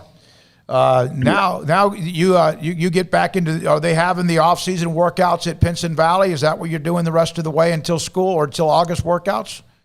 Yes, sir. Monday through Thursday, we have practice from about 8 to 12:30 every single day. So we do some like field work, try to get our offense installed and defense installed, and we do some weight room and film. And then I might get like 1 or 2 workouts in with my QB coach and another trainer on the side. Zach, congratulations on the Elite 11. Appreciate you, man. It's always great talking to you. Stay in touch. We'll be in touch with you, and enjoy the summer if you can. Yes, sir. Thank you, guys. Zach Pyron, Pinson Valley High School in Alabama, committed to Baylor.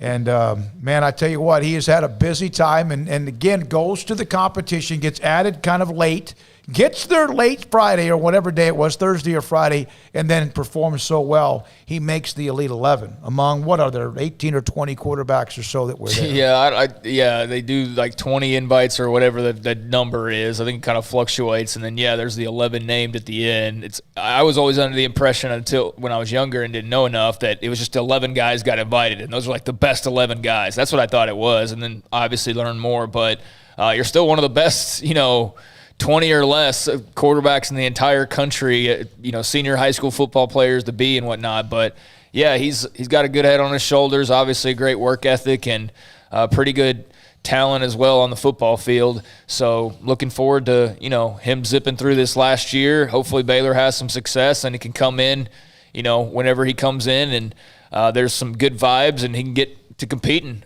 with, Jacob and Blake Shapen and Gary Bohannon potentially, whoever's, around on campus at that point. But, he definitely got a good head on his shoulders. All right, 254-339-1122. The text line is open. Also, the phone number's open. Your thoughts about the All-Big 12 football team, the preseason team. Baylor with Petrie and Bernard. Ebner did not get the kick and punt returner. Brooks from Kansas State, who has nice numbers, explosive punt returner, did. And I just got a tweet about that, and I voted for Ebner as the kick and punt returner. I voted for Petrie and also Bernard, and that was it until I see otherwise. And with all due respect to everybody else, it wasn't easy, but I feel like I probably, along the lines of the team they released, probably got about 85% that I put in there.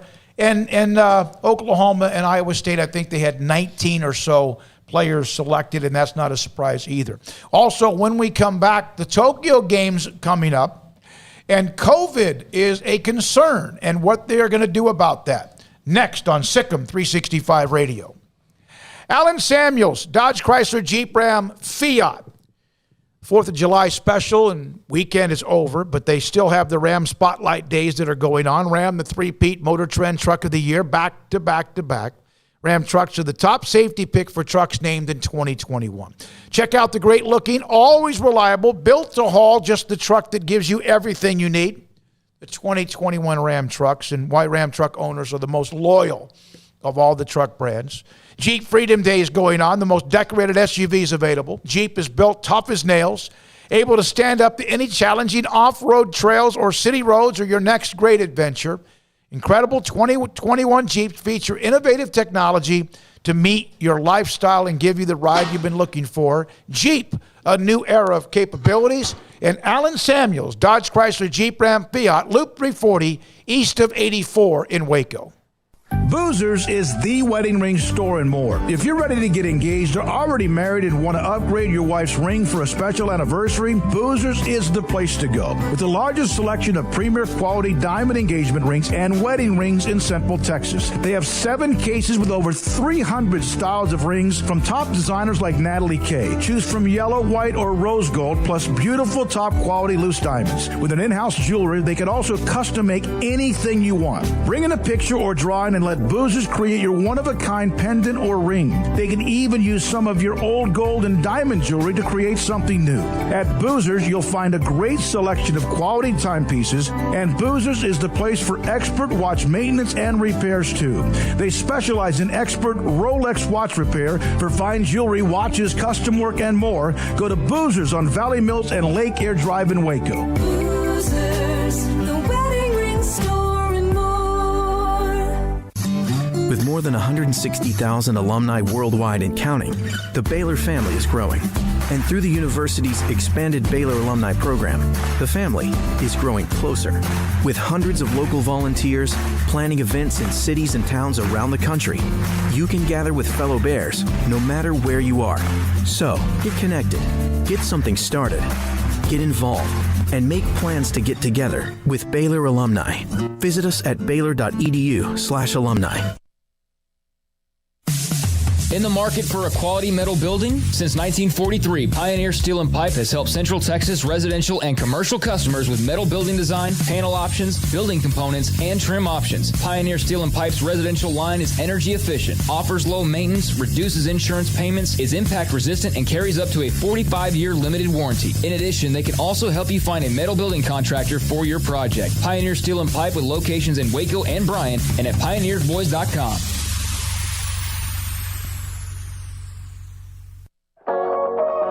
Waco Regional Tennis and Fitness was built to help give you a chance to enjoy elite tennis facilities and also remain fit or reshape your body. Now Waco Regional Tennis and Fitness has gone through its own physical changes. There are 7 large flat screens stretched across the main and improved weight room with Wi-Fi available and their own app to enjoy news, business, weather, or sports channels. The beautiful sound of active treadmills and elliptical machines, group exercise classes throughout each day, a new ballet bar for bar classes, a new look lounge and bar with beer and wine with more large flat screens available. Touchless water fountains outside each spacious men's and women's locker rooms, showers, sauna, and whirlpool. Upgraded PA system throughout the world-class tennis courts and lessons for adults and juniors. I promise you'll look and feel better. You just need to walk through the front door. Also, Waco Regional Tennis and Fitness with personal trainers Christy London and Randall Corley. 40-plus group exercise classes, including twice-a-week boot camp. So start today, not tomorrow, at Waco Regional Tennis and Fitness on Lake Shore Drive in Waco. At Marco's Pizza, get craveable pizza made the Italian way with dough made from scratch, an original sauce recipe, 3 fresh signature cheeses, and premium toppings you love, served hot and safe. Right now, you can get unlimited medium one-topping pizzas for just $6.99 each. Why stop at just one? Order with your app or at marcos.com for curbside, carryout, or delivery today. Marco's, pizza lovers get it.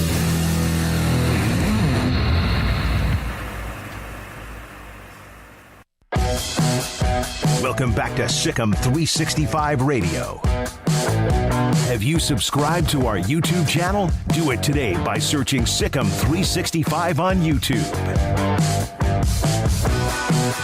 All right, here we go. SicEm365 Radio, this 4 o'clock hour, 4:18.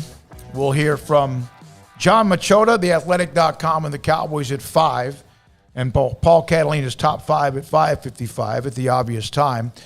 The European Cup or Euro Cup is going on, and this is something we need to debate. I did not know this. I know how powerful, how amazing, how huge the World Cup is. I understand how to get there and all that. I know the countries that are good, but this England burden that they've not won anything since 1966, I didn't realize it was that long of a streak. And it's like the Red Sox in the World Series and whoever else, or the Rangers forever. But they're now leading Belgium, is that right? 2-1? Or Denmark. It's over. Denmark. Okay. Same kind of countries. So yeah, they're both European. But I have a problem, and I did not know this, and this is how much I don't know about soccer, is you have a penalty kick. And I always thought it's a one-shot deal, like a free throw. If so, we have one free throw left, and, back in the day, there was 3 to make 2 in the NBA.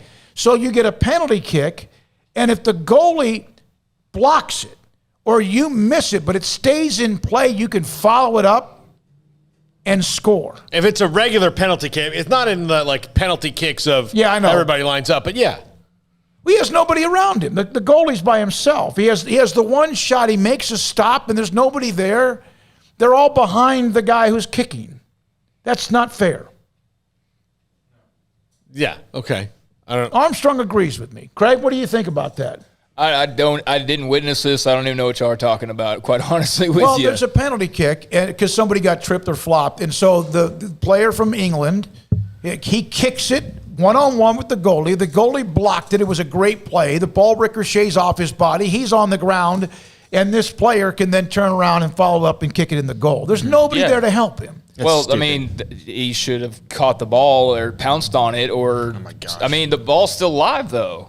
The ball, if you kicked it and it's deflected, I think it's dumb that it's live. I agree, but it's not during live. Regular time play. I mean, it's like I agree. So that to me, I know the soccer. Hate me all you want. Soccer fans always want more coverage, and then we talk about it. I sounds like a stupid. You're American. speaking to like 2 people right now, so who cares? I mean, but I didn't know that. Did you know the rule, Paul? Yeah. No, you did not. You thought Belgium was playing. No, that was you. Armstrong, what? It's a. If we did a map test right now, how would you do? I would crush it. I was always good at geography. How would you do? I mean, you were traveled in Asia, but not Europe. If I just pulled up a blank map of Europe and we did a map test. And I get a chance to name which, is what country? England? No, I can name at least 3 of the countries. 3. I actually took a quiz. Is Russia a part of Europe? Why? Yes, it's also part of Asia, and I actually did a quiz where I named every country in the world. I could do that. Yeah, I like geography. Wow. But yeah, Russia is Asian and European. That's I knew that. I knew Russia was Asia and Europe. This has gone so off the rails. But I really think if it's a penalty kick, if you blocked the kick, it should stop, and then you go and start back up again, whatever. But I agree. Are you really going to do this, Paul? I will absolutely flunk. I'm trying I'm trying to get a picture up of Belgium and one of Denmark, and you tell me which one is which. But I can't. Well, I know what the quiz that I took was which is the one that looks like a boot. Go ahead. That's Italy. The quiz that I took had a globe, and you didn't have to go in order by this. My gosh.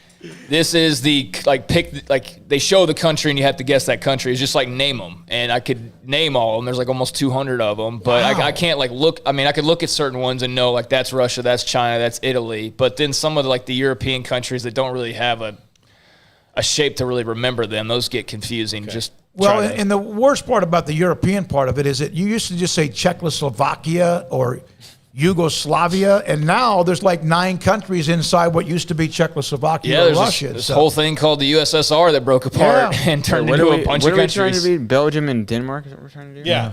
So can you find me, I want a blank map of Belgium and Denmark. Yeah. Well, you're the one struggling to find them. No, everything I find has, it'll have the provinces. That's Africa. I got it. Okay. All right.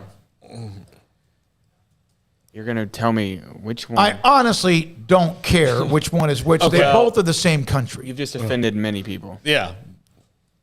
Oh, no, but they're basically the same culture, right? Denmark and Golly. In Denmark, stop talking. No. Okay. Which one is? Oh, the one on the right didn't.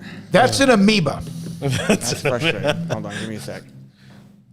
And we'll get to T-Rex here in a second. Thanks for holding T-Rex. This is important. This is a geography lesson for the kids. This is very important. For the young people who watch our program and want to know the difference between... Was any of this on my ACT that I tanked? Probably not. Okay. Which one is which? All right. Belgium is the one that's an island. It's off of England. No. That's Denmark on the left. On our left. Yes. On our left. On our left. On our left. No. Neither of them are island. Well, wait a minute. Now you're giving me... There are 3 countries there. No. Okay. That's Europe. On the left, they're both in Europe. That's Europe. On the left is Belgium, and on the right is Denmark. Well, Denmark has islands and stuff like that. That's cool. I did not know that. I don't. Now I say our left, but like. When was the last time? When was the last time you ever had to use pi is whatever square? You didn't have to. It's over. We learned that. You never. Right. Pi r squared.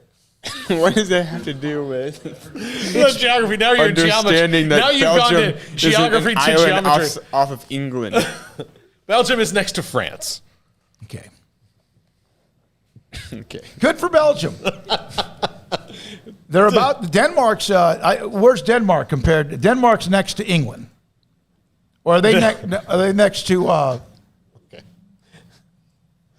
I'm not trying. I really don't. I understand. How many, Craig? There's 200 countries. Is that what you said? There's almost 200. I don't even know what we're talking about because I don't like I said, I can't like see the outline of any country and go like, hey, that's Denmark. So I don't know what we're doing, but like I can name them all. I mean, sit me down and I can name them all. Yeah, that's awesome. I had a 50 chance of being correct on that. Yeah, he did. And I missed it. That's why I got an 18 on out of 36 in an ACT test. That's why when you gamble, you say heads and tails. I'm usually the one I say tails. It's heads. See, here's Germany, Belgium.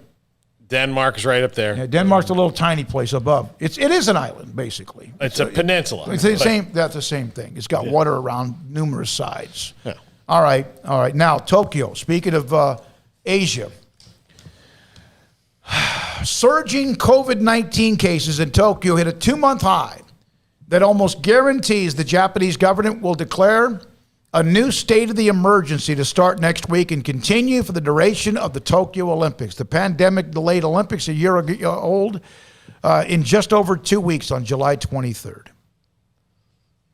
Well, I mean, this has been talked about quite a bit in the lead up the last few weeks. I mean, it's been very clear they've had issues handling this, and it's been very clear that the games have been in danger, but they've dismissed that despite state of emergency after state of emergency after state of emergency, it seems like. So they're plowing forward. I mean, that's very clear. And if you're going, then I guess just be mindful of it. I don't really know what else they can do at this point other than just cancel the games, and they're not going to do that. Here's the thing I don't understand. There's 126 million people in Japan, okay? Tokyo reported 920 new cases Wednesday. That's up a couple hundred from the week before. They on May 13th had 1,010. There's 126 million people. 900 new cases. That's not a lot. Out of 100 and some million people.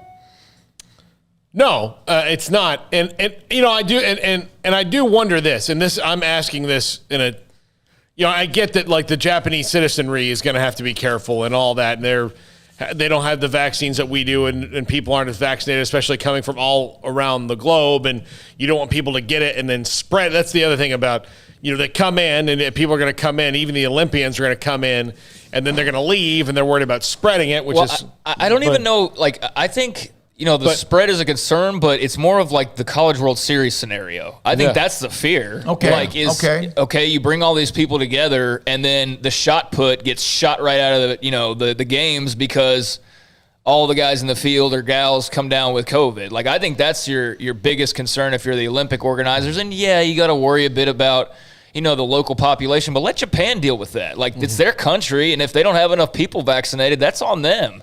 That's on either their messaging or on their execution. So, like, I just feel like we're at a point where, yeah, we still have to be mindful of this thing, but, like, I think there's also being overly cautious still in some cases as well. And I think it will suck. You know, we talk about Kari Richardson, but what if you get over there? Well, to me, and you've been working all your life to be in it, and all of a sudden you 14 million people. I mean, the population, it's not like the population is going to spike in Tokyo because of the Olympics. You know, so it's... I mean, travel's already restricted, so this 14 million people live in Tokyo. Yeah, so 14 They're million. not going to let much happen with people attending the events already. They're essentially be in a bubble. Exactly. Anyway, so I don't know what's different about that and anything else other than the fact that some of these people, some of these athletes are coming and going to countries that have no handle on this. State of emergency, or the quasi-state of emergency, was supposed to end on Sunday. Tokyo reported 920 new cases on Wednesday. Yeah, I mean, that sounds daunting, and it's really not. Like, it really isn't. Doesn't. No, and yet, we were freaking out when, like, KWTX or KCEN or whoever would name, like, there's 30 new cases in all of McLennan County, and we'd like, oh, my God, and you think about it, and it's like 0.0001 of the population. Now, I'm not saying dismiss that, but, yeah, like, you kind of – once you get we've all got our arms wrapped around this now. Like, not everything that's being reported is as scary or like, oh my gosh, as it was initially. So, yeah, those numbers do sound low. If you had said that about a year ago, people would have lost their freaking minds over it.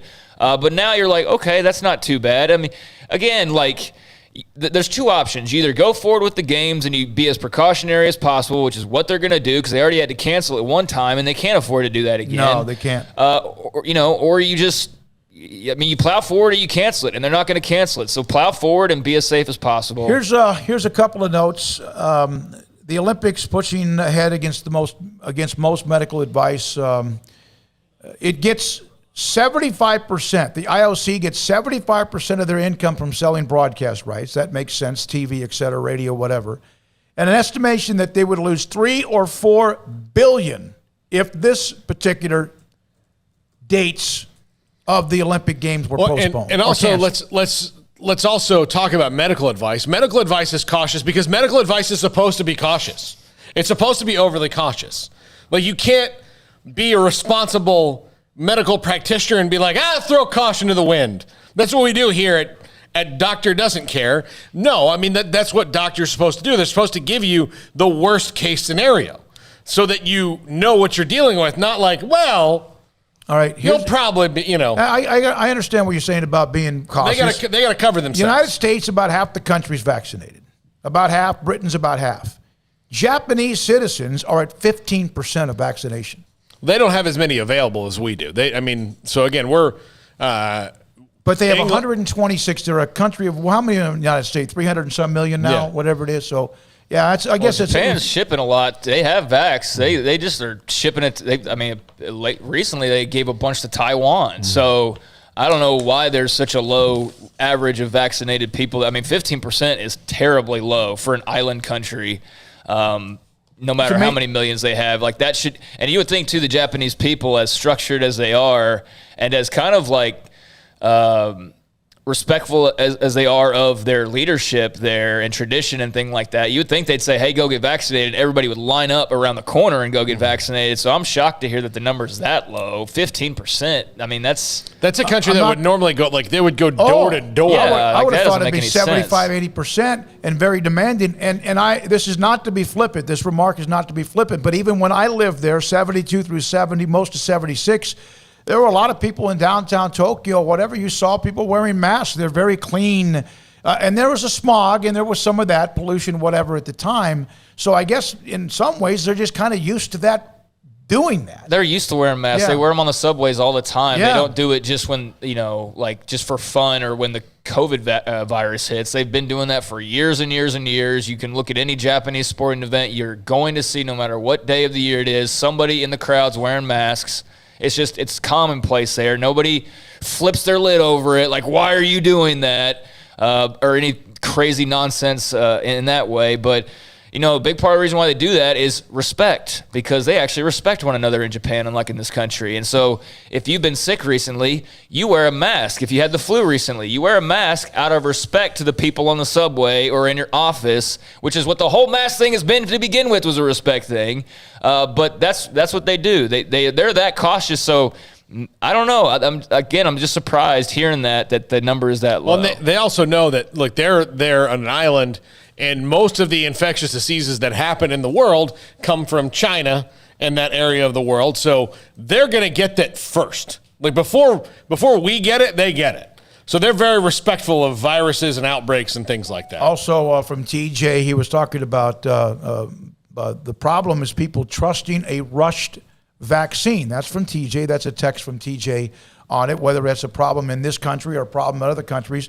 I am going to have to now get one. I have, we've danced around this. I'm going to get one, because if I don't get one, then I can't go cover a Cowboys game or can't go cover their training camp. So at some point, I have felt great. I have been fortunate. I have also been smart, but I've also lived, I would think, knowing with wipes and all that, I'm going to go get a vaccine. Everyone can finally be happy. I don't know when I'm going to do it, but sometime probably this month. Well, you can do it tonight. I'm getting mine tonight. And, you know, I'm not like all like trusting of our government or anything like that. I'm also not completely not trustworthy at all. I just don't like all the games and selfishness that is exhibited on a daily basis by these egomaniacs that run our country. But I'm getting it. And you know what? If there's side effects, then so be it. Like, I mean, I got, you know, there's not really a whole lot of options out there. I can go through and just not have had it and be wearing a mask at every event that I have to go to, unlike everybody else who's been vaccinated, and then deal with all the things that we've been doing last year. I can just go get it and see what happens. I'm just going to get it and whatever. Hopefully, you know, there's no side effects. If there are, and I'll just deal with it. But I'm just tired of the things, and I just want to get back to normal. That's all I'm looking at. I know you don't understand this, but I'm still leery. I understand being leery about it, and again, like there are things. Yes, it happened. Like it happened really fast. There are things that people have been working on vaccines for years and years that they're not even close to. The thing about this is, though, the simple facts of it that have just been lost in the shuffle is that COVID-19, which, again, the left didn't do a good job. Nobody did a good job of doing this, but there are other COVID viruses that there are vaccines for, so they just kind of built off of that. So the science is already there. The other reason it went faster is because this shut the whole dang world down, all these companies said, okay, you know that thing that you guys are working on that you're not even close to? Hit pause and come work on this. Yeah, the Chinese, the Americans, the Japanese, the Swiss, they all got together. All the great scientists, biological scientists, masterminds, whatever, disease specialists, they all got together as one because the entire world was facing it. So, I mean, I'd totally get the hesitancy and all that. My question would be like, okay, so, you know, when do you get it? Is a year from now good enough? Is that long enough of a trial run? Do you need 2 years from now to feel comfortable enough doing it? Like, I'm just going to bite the bullet. I don't care that much. If something happens, so be it. And I'll be vaccinated and I'll be done with and look, I'm a person who I get a flu shot every year. I don't mind getting shots. It sucks, but yeah, but now it's okay. And this is me with trying to protect a little turf here. Now it's the flu shot, and now there's the COVID shot, and I get a little nervous when I'm now. You love having stuff to do. That's an extra thing for you to do. You should be looking at that like, hey, that's another thing I get to go do. But don't get a shingles shot, and I'm telling you right now, that's the most painful. God, don't listen to him. You'd rather get the shot than get shingles. I am telling you. For the love of God, Smokey, stop talking. That's the most painful. Talking. I've had one. But so is shingles. Shingles sucks, and it's contagious. I'm telling you, would you shut up? Calm down. I'm just joking. It's like a jackhammer into your shoulder, and it hurts for 3 or 4 months. That's all I was trying to say. Okay, get the shot. I'm not trying to give any advice about it. Just hurts. I'm telling you, it's the worst thing ever. It is. It's worse than actual shingles. Have you had shingles? No, Amanda has. My girlfriend had it just recently. But she and it's contagious, and you could. Oh, I know. I mean, it's ridiculously contagious. I had a nerve issue in my back, and a doctor told me he thought it might be that, and it was horrible. All right, let's take T-Rex has been on hold for 21 minutes. I'm sorry, T-Rex. Please go ahead. Man, Craig, I'm sorry, but you're more of an old man than your dad. You got to get off the lawn. Everyone say off of Craig's lawn. Oh, man.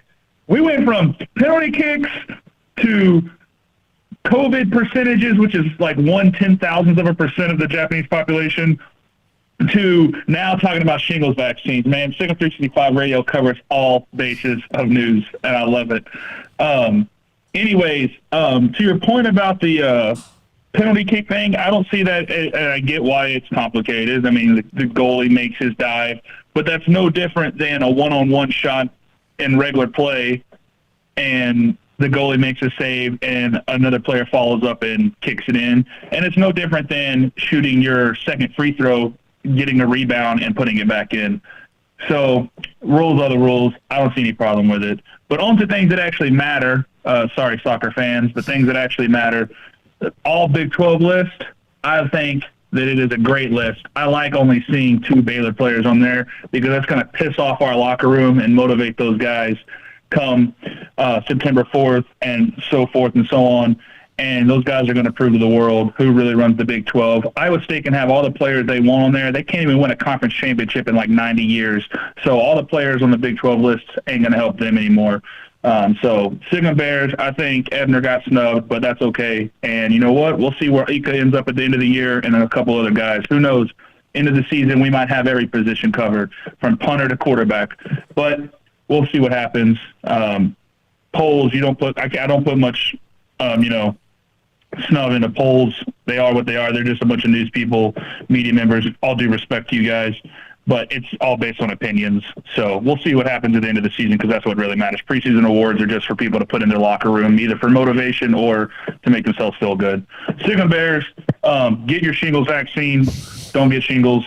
I'm out. Thank you very much, T-Rex. I am an old man. I am I'm very matter of fact and just kind of plain in my thought process. And so, I can definitely see how you would get that perception. But, I'm just, like I explained, is bite the bullet. And, I mean, what else am I going to do? You know, other than just keep waiting and waiting and waiting and waiting and waiting and waiting and waiting. And then all of a sudden 2 years from now, I'm going to feel good about it. So, I'm biting the bullet. But, the media day stuff, I think there's a little – there's a little bit of motivation that can be had. I think if you're Raleigh Tejada, you never get mentioned for anything, despite the fact you've been like a 4-year starter in the Big 12, and you don't get any respect whatsoever practically.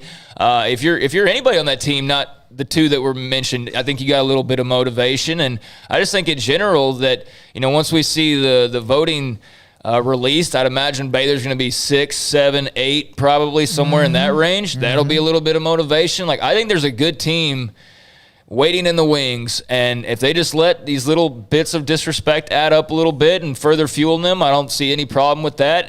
Don't let the outside noise be your ultimate motivating factor, but I could definitely pour a little gasoline on the fire, and I'm ready to see this team get nasty. I want to see a team that's physical and tough and more reminiscent of the team we saw 2 years ago, and not the team that really got pushed around and beat up last year by pretty much everybody they played. I want to see a team that the night that Baylor played Oklahoma on a Thursday night, coming off they were at 1-11 that year. I want to see that type of feist. I want to see that kind of fight that you could see at least a glimmer, even though they then lost a lot more games. I want to see that a team that does fight and scratch. And I'm not saying that some guys didn't do that last year, but I'm talking about stop getting punched in the mouth and letting people do that to you. And it'd be so interesting to find out what the effect of Jeff Grimes and Eric Mateos will have on the offense. Bring a nasty attitude to it. I don't know. You hear it, you kind of see it, and now we got to find out if it happens. All right, 254-339-1122. That line is still open. 4:42 is the time. Don't forget, next Wednesday, if you are in the Dallas and Fort Worth area following our night or our day afternoon coverage at AT&T Stadium in Arlington, we are going to have a Big 12 Media Days. We're going to have a meet and greet. Three Nations Brewing Company off of just I-35 and Vandergrift in Carrollton. We'll be there 7 o'clock, a meet and greet at the Three Nations Brewing Company, sponsor of our Big 12 Media Day coverage next Wednesday and Thursday. This is SicEm365 Radio. Richard Carr, Buick GMC Cadillac. Got the summer savings event going on right now over at Richard Carr. Means a lot of great deals can be yours during the summer savings event. And of course, one of the big things with Richard Carr is they are the people that you can count on, and they are the group of individuals who not only are there to treat you right, offer you great deals, but to keep it local. That's one thing that they love over at Richard Carr is being that local dealer. And they know a lot of people locally are out on the roads and are traveling about this summer. So right now, get back on the road with the space, safety, and luxury of a Buick. Qualified buyers can get 0% financing for 72 months on most 2021 Buick SUVs. They're also loaded with premium pre-owned cars and trucks. All pre-owned cars and trucks are priced to move during the summer savings event. They have multiple cars and trucks priced to get you back on the road this summer, and each one of those vehicles goes through a 172-point inspection before it even hits the lot. With dozens of lenders, Richard Carr says yes when others say no, as 100% credit approval is always their goal. They're your hometown dealership. They want to give you a chance to earn your business.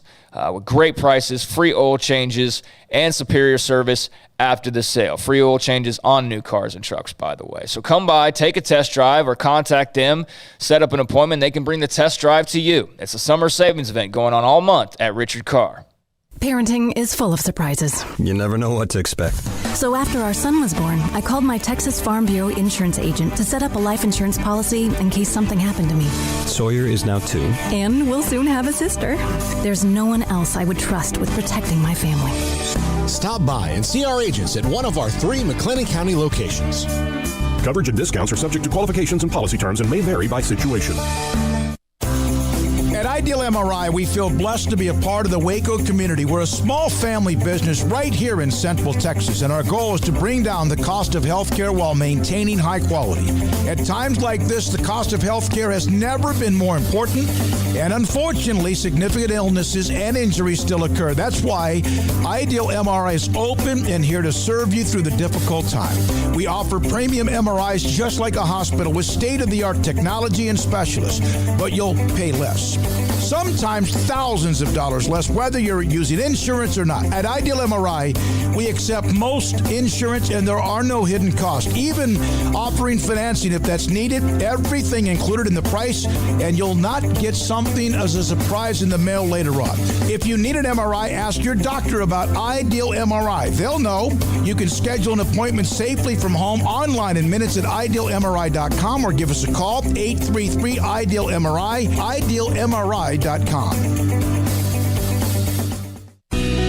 Let Camille Johnson Realtors guide you seamlessly through the process of buying your dream home or selling your current one. Commercial, farm and ranch, or residential, Camille Johnson Realtors can smoothly and successfully lead you through any transaction. With a team of 28 experienced agents who are excited about serving you, Camille Johnson Realtors services the entire greater Waco area. If you're in the market to buy or sell, contact Camille Johnson Realtors, 104 Midway Center in Woodway, or find them online at www.camillejohnson.com. Camille Johnson Realtors, elegant, charming, warm. Welcome home.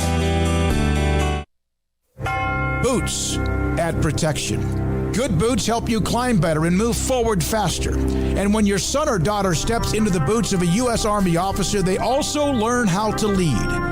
In these boots, they'll gain more confidence with expert training in one of more than 150 occupational specialties. In these boots, they'll stand a little taller and lead a team with diverse backgrounds and areas of expertise to successfully accomplish whatever challenge comes next.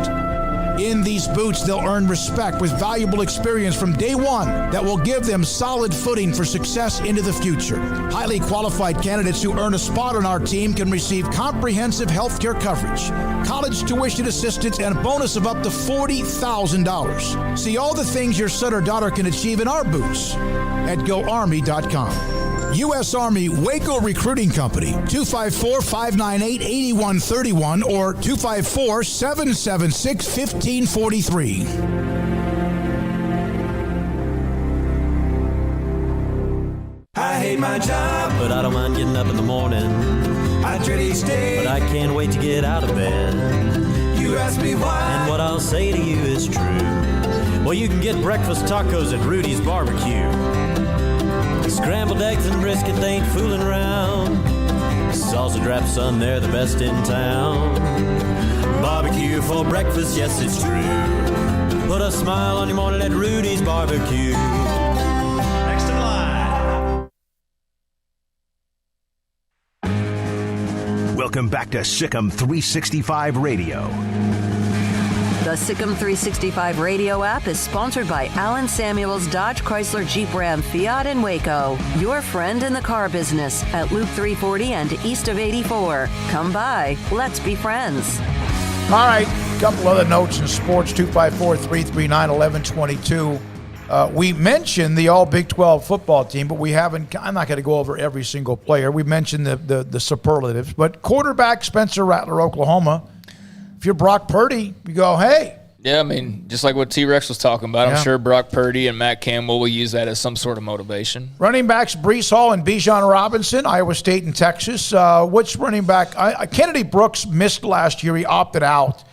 He would have, I thought, last year been someone in the Heisman Trophy race, but that's fair. And again, We don't know what kind of shape or what Kennedy Brooks is going to get, how many carries, although he's a bad dude. He had a year off. And Breece Hall and Bijan Robinson obviously is very talented and came on at the end of last year. But bottom line, Breece Hall's the only true bell cow running back that we know of. Well, Bijan Robinson will be now because Herman's gone. Yeah. Yeah, because he, sees Sarkisian and believes the position exists. If Bijan Robinson played for K-State, he would not be first team All Big 12. No, I agree with that too. He's a dynamic, unbelievable player, but he's also got the logo. And I voted for him, and I totally get it. But I'm just saying that a lot of that stuff that we're hearing too is very logo related. He's one of 2 players from Texas on the list. Baylor had 2. The other, Deshaun Jameson, the defensive back, is on the list as well. Wide receivers, Xavier Hutchinson, Iowa State. Marvin Mims, Oklahoma. And now with what's his name leaving at Oklahoma's down at Miami or whatever, and these more catches for him. No, Rambo's at Miami now. Yeah, that's what I meant. Yeah, that's what he's at Miami. He's been at Miami, yeah. Zook Onama, or whatever his name is, from Texas Tech is the other wide receiver.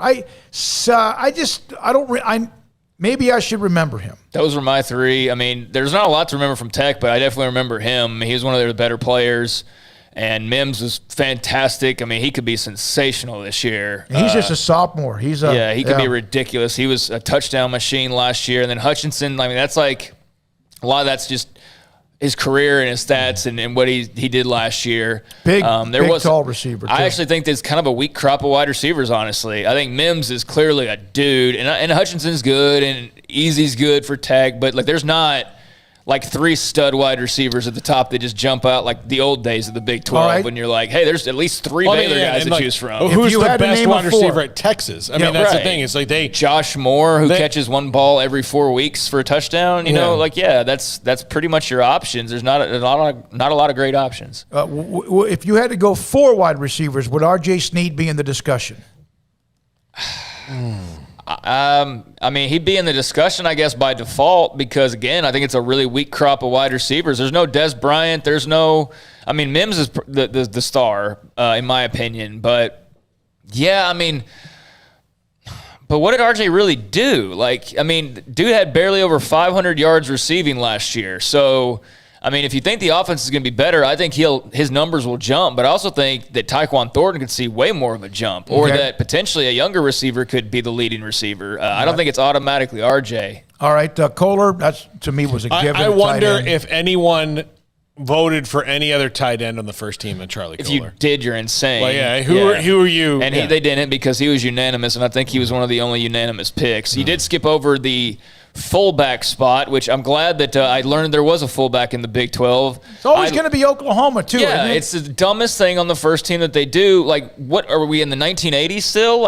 Who uses a fullback hardly? 1 team out of 10? And I was But they do use it, and they use it well. They always seem to have a guy that will catch 3 or 4 passes in big moments. What do you see more valuable around the Big 12? The 1 or 2 fullbacks in the entire league of 10 teams, or the 20 gadget guys that you could put in that spot and actually have a fun slot to argue over? That's just my opinion.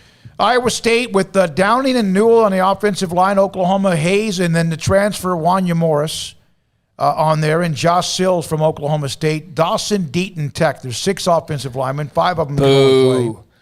No ties on these all-conference teams. And there was a voting tie apparently, but there's not 6 offensive linemen on the field at a time. There's not.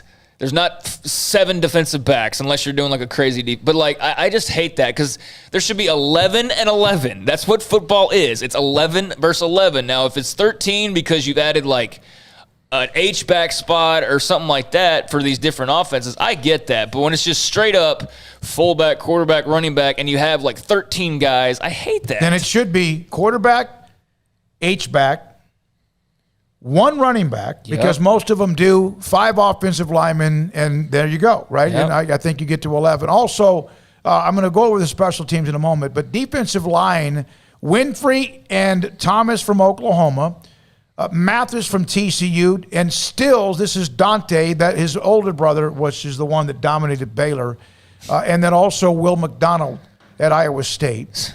Bernard, Rose, and Bonito, the linebackers. That makes sense. Bernard, of course, coming off the injury That was the easiest group to pick, I agree. the returning. And there you go. 5 defensive linemen, 3 linebackers, 5 defensive backs. The 13-man defense is what they got going on the Big 12 all-first team. Tre'Vius Hodges-Tomlinson from Midway, TCU. He's one of the defensive backs. Jamison, Texas. Petrie, Baylor. Greg Eisworth from Iowa State, hell of a player last year. And also Harvey Peel from Oklahoma State. Those are the 5 defensive backs. Texas Tech punter is Austin McNamara. Gabe Burchick is the kicker from Oklahoma, who was fantastic. I actually had a debate with myself on that one. With the kicker? Yeah, with him or Michael Dicker, because Michael Dicker's a hell of a kicker, man. Yeah. And he didn't have as good of a year last year, but he's usually automatic. And I actually debated that one a little bit. Because Burchick was All-American, wasn't he? Yeah, but but he had like stats that were shades better than Dicker. But for my money, I'll line up either one and be perfectly fine hitting a game-winning kick. So, I actually looked at it like who could potentially be the better player this year. That's what I was trying to predict, and not so much like the default answer from last year.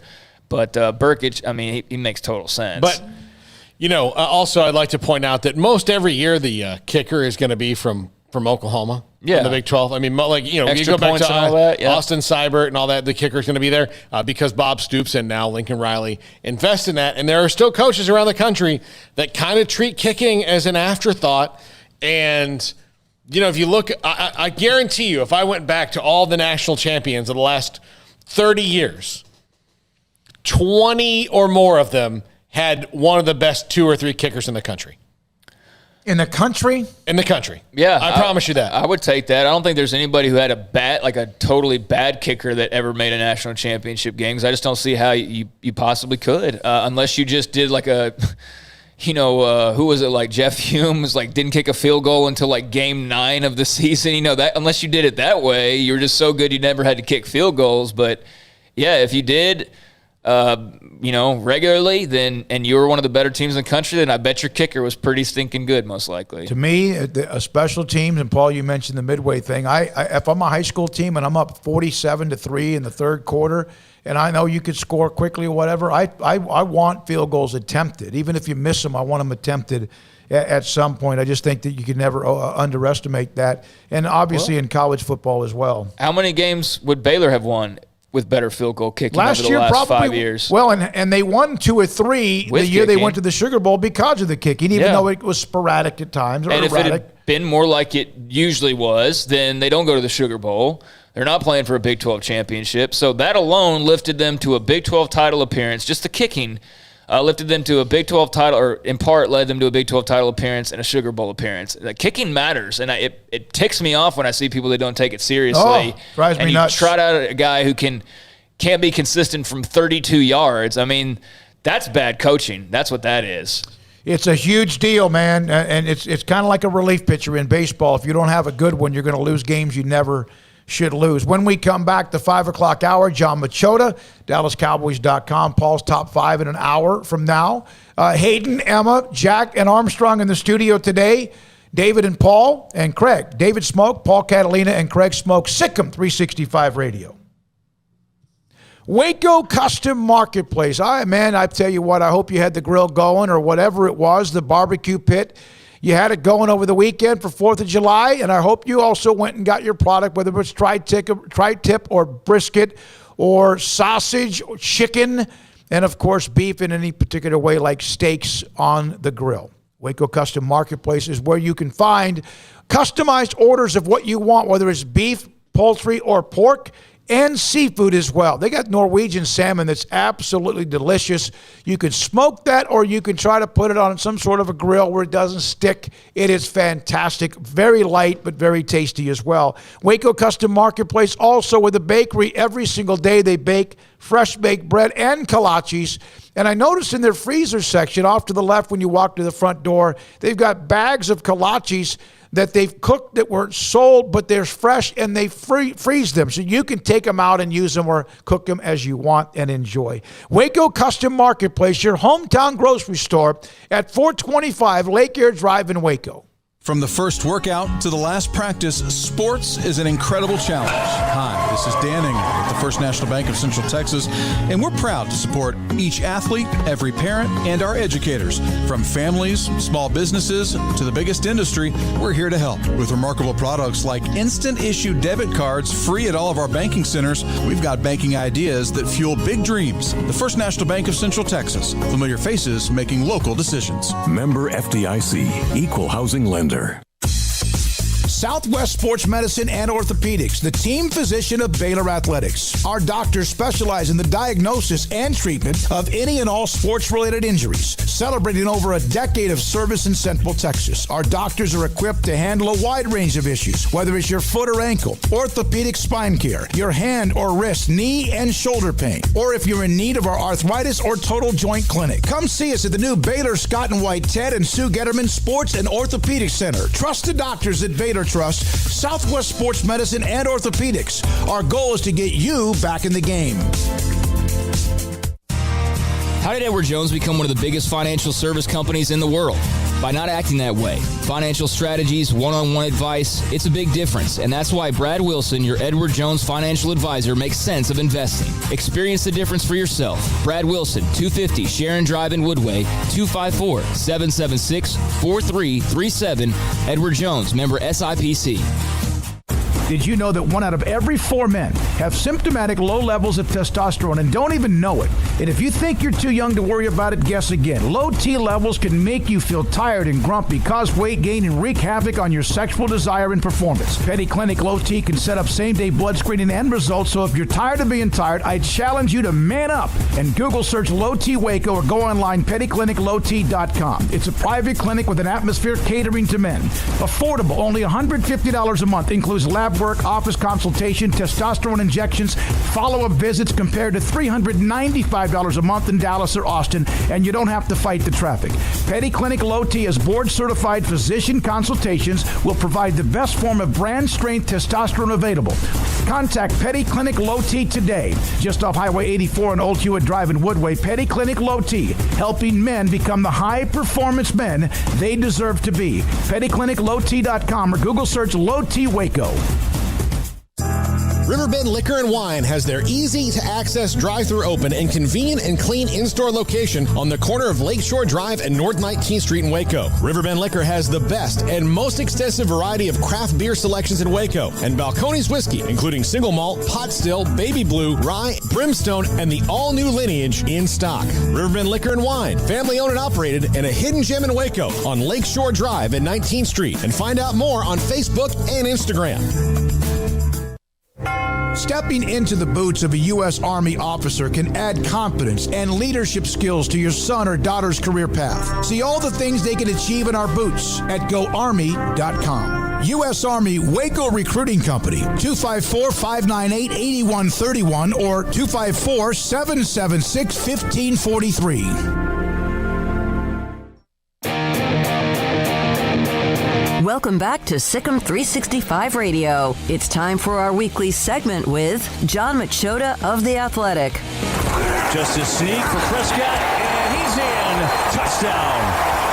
Brought to you by Pioneer Steel and Pipe, where customer service is their main focus, and best in metal, steel, and pipe for large or small projects, with 2 locations in Waco and Bryan. Family owned and operated since 1943. Just a sneak for Prescott, and he's in. Touchdown. The 5 o'clock hour is sponsored by Edward Jones Investments, with financial advisor Ben Erlinson, who'll navigate you through today's financial climate. Edward Jones, making sense of investing. Now here's David Smoak, Paul Catalina, and Craig Smoak. All right, this 5 o'clock hour, Jon Machota, TheAthletic.com, covers the Cowboys, joins us on SicEm365 Radio. So, John, among the players the Cowboys have who are active on this roster or who we think are their main players, how many of them do you think are the best at their position in the NFL? Oh, geez, probably none of them. No, let me think. I feel like other than Zach Martin at right guard, That's the only one I could think of. Yeah, I wouldn't say any others are. I mean, there's certainly nobody on defense, so you can just get rid of that. Dak's obviously not the best quarterback. Zeke's not the best running back. They don't have the best. They could have arguably the best wide receiver trio, but none of them individually. So yeah, Tyron Smith didn't have to deal with the injuries that he's had. I mean, he certainly is talented enough to be in that left tackle discussion. But yeah, Martin would probably be the only one. John, do you expect any of the undrafted free agents to make enough noise to maybe not get on the roster, but get on the, on the let's see how these guys do over the next couple of years list? That's a good question. The only reason why I'm a little skeptical is just because of the fact that they drafted 11 guys, and I think that there is a realistic possibility that most, if not all of those 11 could make the team. And so I think that takes up a lot of roster spots on a team that is relatively young to begin with. So I just don't see many, maybe if you look at like the backup running back spot behind Tony Pollard, maybe one of those guys gets kind of in the mix. But generally where you see teams kind of get an undrafted guy that ends up sticking is that wide receiver. And I just don't see that with this team at all. I think it's pretty set with who their receivers are going to be. So I don't really see a guy there. And then like last year, obviously you see Terrence Steele start and play a lot of the season, and then Brandon Knight, the same thing, who was undrafted the year before. I just don't see an undrafted guy really making a dent on that offensive line either. So, no, I really don't, because if they would have had maybe a more typical draft where maybe they had, 7 picks, 8 picks, maybe, but because all 11 have a legitimate shot, I just don't think there's much room for any of the undrafted guys. So, John, you got the whole story with Dak Prescott's comeback. You got the head coach in year 2. You got Oxnard, California. And how about throwing Hard Knocks into the mix as well? What are your thoughts on HBO going back to the Cowboys once again? Yeah, I don't know that it's the best for the team's success. It just seems like it'll be another distraction for them to deal with. But as long as the coaching staff can navigate that, then I don't know. It'll be a distraction because it's obviously camera crew around and all that, but I feel like there's always distractions with the Dallas Cowboys. Like, I don't think that this puts any added pressure on them because there is already pressure on them to win. They're supposed to be a good team this year. They're supposed to, win this division and get back into the playoffs for the first time in 3 years. So I don't know about I don't think it'll add any pressure. I just think that it might make some things a little bit, not quite as smooth as what they would have been without the Hard Knocks cameras around. But, the thing is that they're always going to find, personalities, and Jerry Jones is obviously a layup personality for a show like that. And I think Micah Parsons is going to be a big part of that as well. And maybe a Kelvin Joseph, depending on, if he wants to maybe bring some of his musical background into, one of the shows, because we always see that somehow seems to pop up on these Hard Knocks episodes. Like, that stuff will be entertaining. But I'm also interested in just seeing the way certain people act on the show that I've been around. I wonder, if any actors will come to the surface. And when I say that, I mean, when I'm watching it, people that I'm like, oh God, stop. You're doing that because the cameras are around. That's not even you, please. So I'm interested to see some of that because, particularly with the coaching staff, like we haven't had a big opportunity to be around them like we normally would, just because all of last season with COVID, it was pretty restricted. And then obviously a lot of the defensive staff has had some changeover this year. So, I was kind of excited about it. It doesn't cause me any extra issues. I'm looking forward to watching it. I'm looking forward to seeing what kind of footage they get. But I think for people within the organization, I think that, especially for a coaching staff that really needs to get this thing, needs to right the ship, I think that it makes it probably just brings another element into the mix, another maybe possible distraction. But that's why they make the big bucks. Micah Parsons will be just full of himself. And he already is. And now with Hard Knocks, he'll be one of the lead guys, don't you think, guys? Oh yeah. Well, and what's funny about that is that they did this Hey Rookie show going into the draft where it was Micah Parsons. ESPN did this, and it was Micah Parsons, Kyle Pitts, Justin Fields, J.C. Horn, and there was one other player that escapes me right now, but. Micah Parsons absolutely stole the show, and it was a setup similar way, reality type show of just how these guys are getting ready for the draft. And Micah Parsons was the guy that, he has a ton of different interests, and he's very competitive in whatever it is. So it could be playing chess against Amari Cooper. It could be if the team goes out and goes bowling somewhere.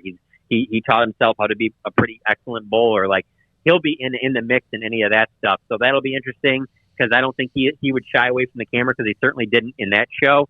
And then the other part of it for this series in Hard Knocks will be the fact that there's a lot that's going to be on Micah Parsons' plate.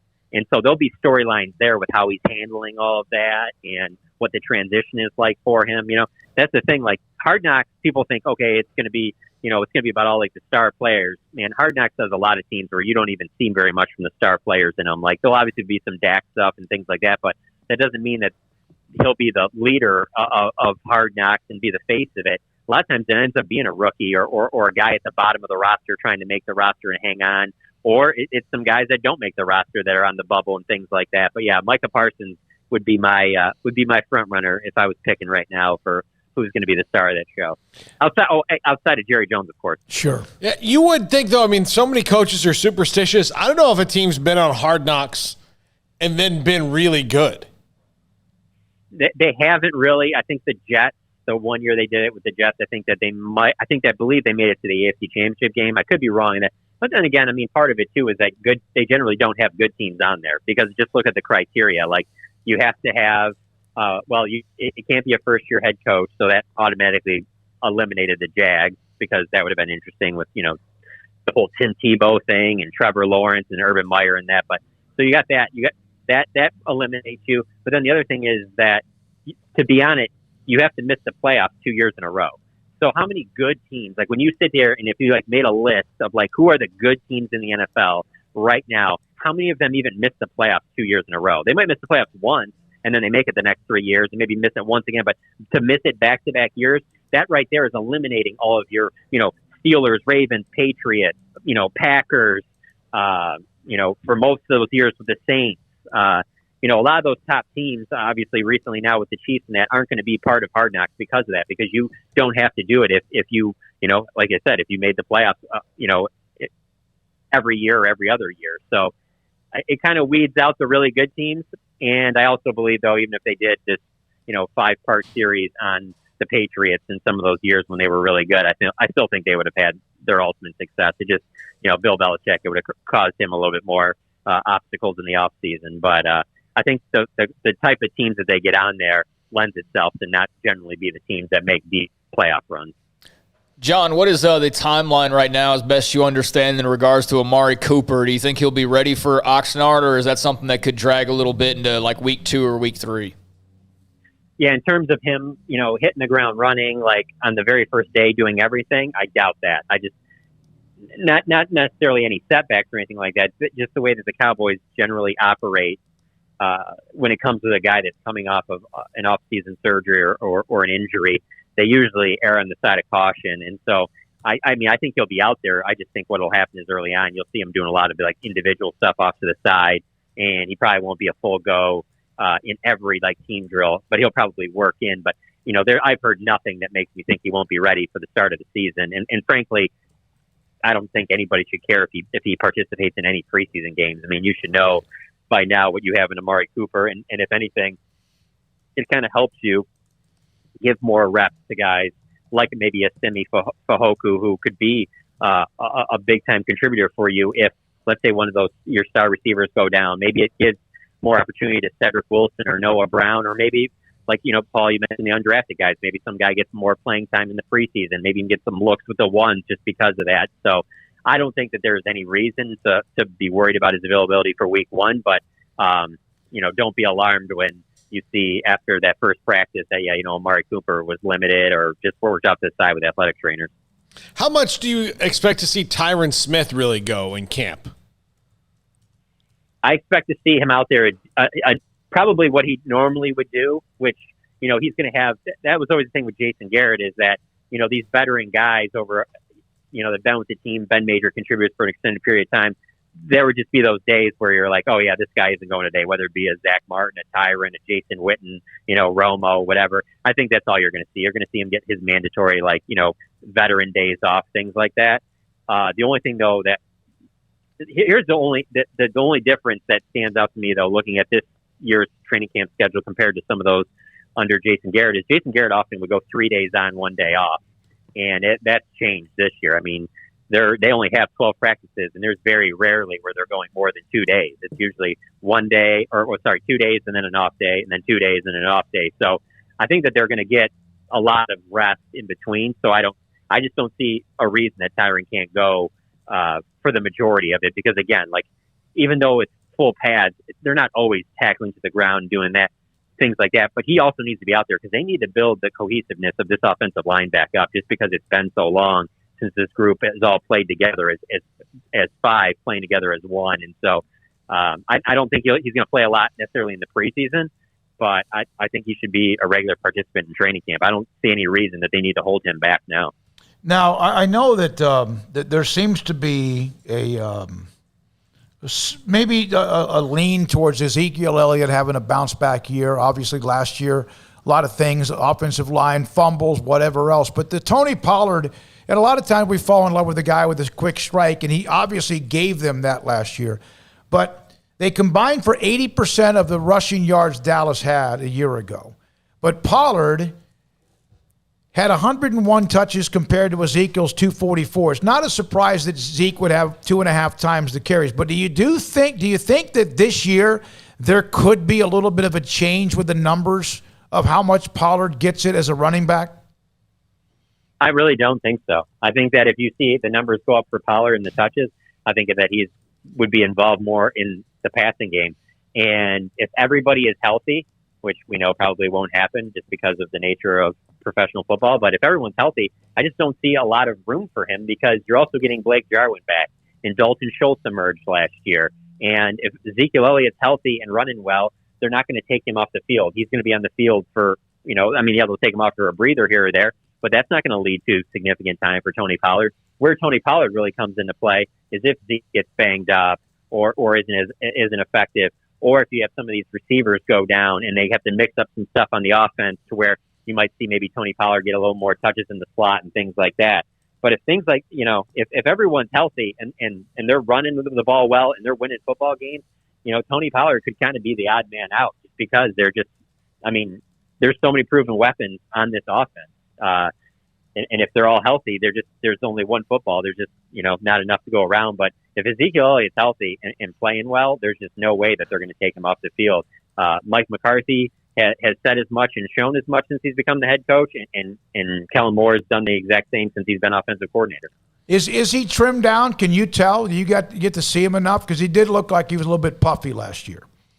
Yeah, I honestly couldn't tell from when I was at OTAs and minicamp. I would just say that he did look really quick. Now, that could also be because he had, a few months off where he wasn't, getting dinged up, because I maintain last year, as bad as the numbers were and how much he dropped off, if you go back to when he had an off week, the week before, that following game, those were his three best games, whether it be, week one, whether it be after the bye, or then in that third game when late in the season that he missed, and he came back the very next week, and that was, his other top game. So when he didn't play the week before, then that game that followed, that was like one of his best games, and that's when he was the closest to old Zeke. So, maybe there you go. Maybe that's how Tony Pollard works in, is that they find a way to, maybe give him a little bit more of a workload certain weeks, because they know that they can get Zeke a breather and things like that. Maybe that's how he gets more involved. But if Zeke is playing well, they're just not going to take him off the field. Well, this is so people observing Rico Dowdle should not get all that excited. Damn it. Yeah, I don't see how it gets down to Sawo or Dowdle. Like, I just really don't. And then the other part of it is just the way that the game has changed to where, like I said, like, even if Zeke was to go down, like, I don't think that just automatically goes, oh, well, Tony Pollard's going to get 20 carries a game. Like, right. I think he'll get like 12 to 15, but he's going to be used more in the passing game. Everything just seems like it leans itself more and more to the passing game as we move forward. So, yeah, they're in a good spot at running back to have those two guys. But like I said, I know fans have called for it for the last couple of years, because Tony Pollard has shown more of a home run threat. I know that the coaches have their faith in Zeke, and and obviously financially they're invested in Zeke. As long as he can play, he's getting the bulk of the touches. I noticed this, and this is just a stat that stuck out to me. I don't know if it means anything or not, but Gallup had as many touchdown receptions as Amari Cooper and CeeDee Lamb. 5, which is a very low number. Obviously, Dak going out, hurt, and the fact offensively they were terrible.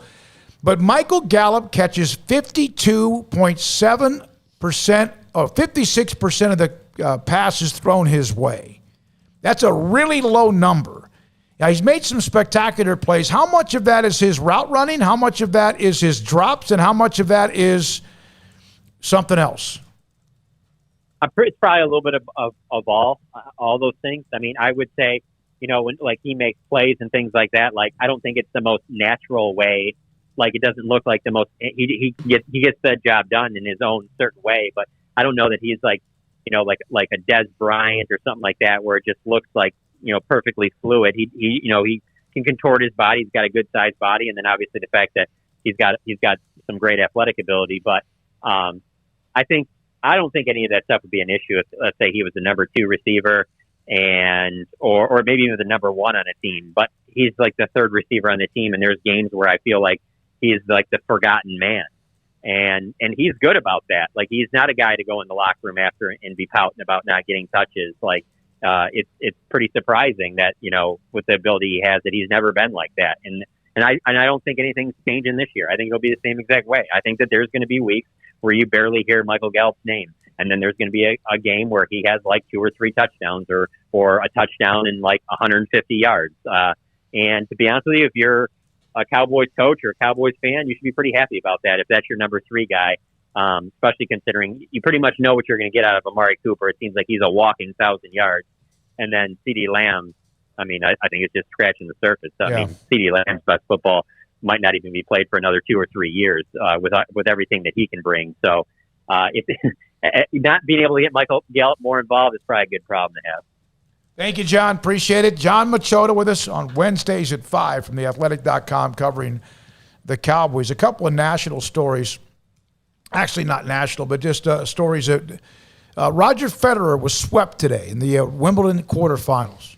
Look, time waits for no man. Sometimes it just waits a little bit longer. Yeah. And Djokovic, of course, moved into the semis. He's still one of the best 5 tennis players on planet Earth and maybe the greatest men's tennis player of all time.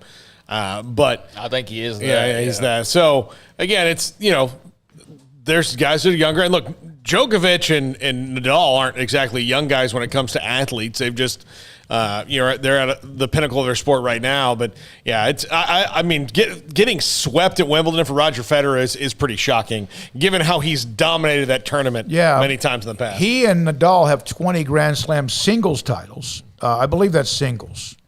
And Djokovic has 18 now. So he's right. I remember Sampras had the standard. If these guys now have just blown right by him, he had 14. I was such a huge Pete Sampras fan when I was a kid.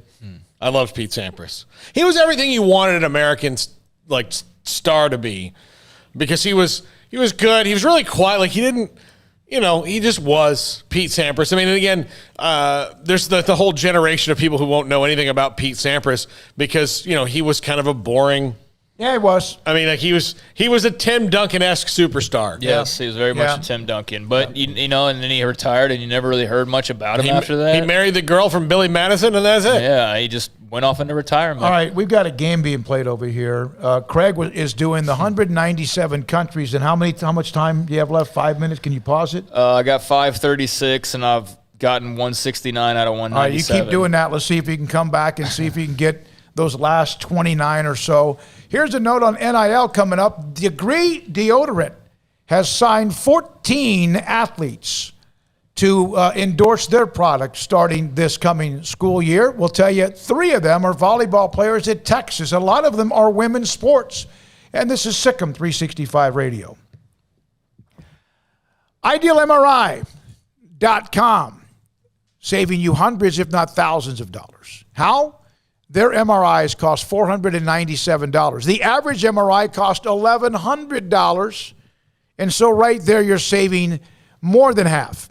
And then on top of that, it's $497 or less every single time you get an MRI. In their state-of-the-art technology, the MRI machine they have in the Central Texas Marketplace in Waco off I-35 and Loop 340, Highway 6, that exit is just phenomenal. I've had an MRI in there twice. One for my shoulder. Went in online, of course, and this is during COVID. I was able to go in there in late March, and I got the MRI back. Dr. Maxey called me. It was exactly what we thought it would be. And then Dr. David Haynes at Southwest Sports Medicine and Orthopedics, he was able to get the video and kind of what he thought too, but it confirmed the evidence. And then also went in there the other day because of that fatty liver disease with what they're helping with screenings for that. And I had no issues with that, and that was great, and that's something else they do. IdealMRI.com can save you lots of money. They have an MRI machine that's state-of-the-art inside the Central Texas marketplace. IdealMRI.com.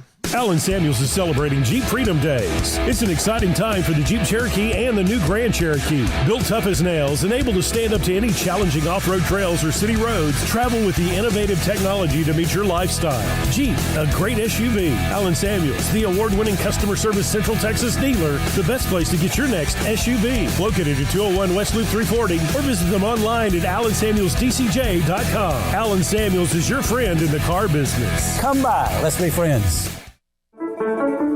One size fits all. That may be all right for an adjustable belt or cheap sunglasses, but when it comes to your financial needs, no one wants a one-size-fits-all strategy. Cam Heathcott, your Edward Jones financial advisor, knows that his most important goals are yours. That's why he takes the time to understand your needs, knowing you. That's how Edward Jones makes sense of investing. Cam Heathcott, covering Conroe and Houston, 936-756-7717 or cam.heathcott@edwardjones.com. Edward Jones, member SIPC.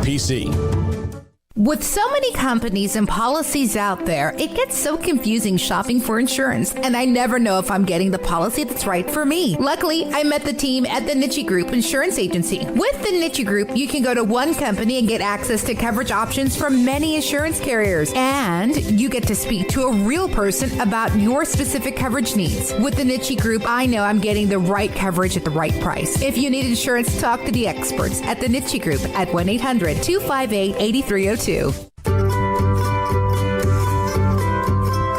want to know why Stonewood Dental is so successful? Listen to what happy customers have to say. It's pleasant. It's different than any other dentist office. I really feel like they care. And it's not that you're here for 2 hours waiting on someone to take care of you. It's quick and easy, and I bring my kids, and my kids love being here too. They really love the treasure box. Staff is really nice and accommodating, real friendly. You feel more like home. It's not sterile looking. Everybody has their own personalized rooms with decorations and decor, and they'll even have a blanket for you when it's cold. I've recommended people to actually come here, and they are patients now. I really love it here. It feels like family. Learn more, stonewood-dental.com.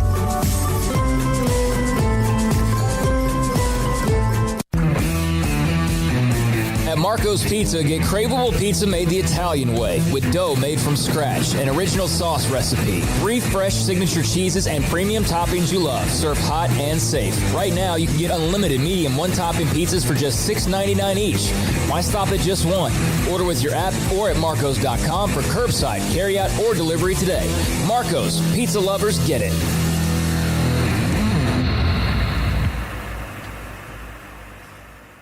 Boozers is the wedding ring store and more. If you're ready to get engaged or already married and want to upgrade your wife's ring for a special anniversary, Boozers is the place to go. With the largest selection of premier quality diamond engagement rings and wedding rings in Central Texas. They have 7 cases with over 300 styles of rings from top designers like Natalie Kay. Choose from yellow, white, or rose gold, plus beautiful top quality loose diamonds. With an in-house jeweler, they can also custom make anything you want. Bring in a picture or drawing and let Boozers create your one-of-a-kind pendant or ring. They can even use some of your old gold and diamond jewelry to create something new. At Boozers, you'll find a great selection of quality timepieces, and Boozers is the place for expert watch maintenance and repairs too.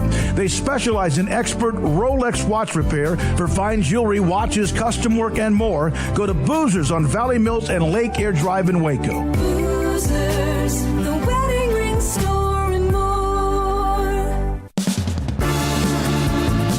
This is SicEm365 Radio. Text us at 254-339-1122. The SicEm365 Radio text line is sponsored by Riverbend Liquor and Wine, with the most extensive variety of craft beer in Waco. A hidden gem on Lakeshore Drive and 19th Street. All right, the 14 athletes have signed name, image, likeness, agreements with Degree Deodorant.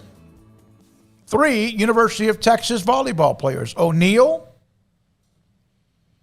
Gabrielle, and also Eggleston.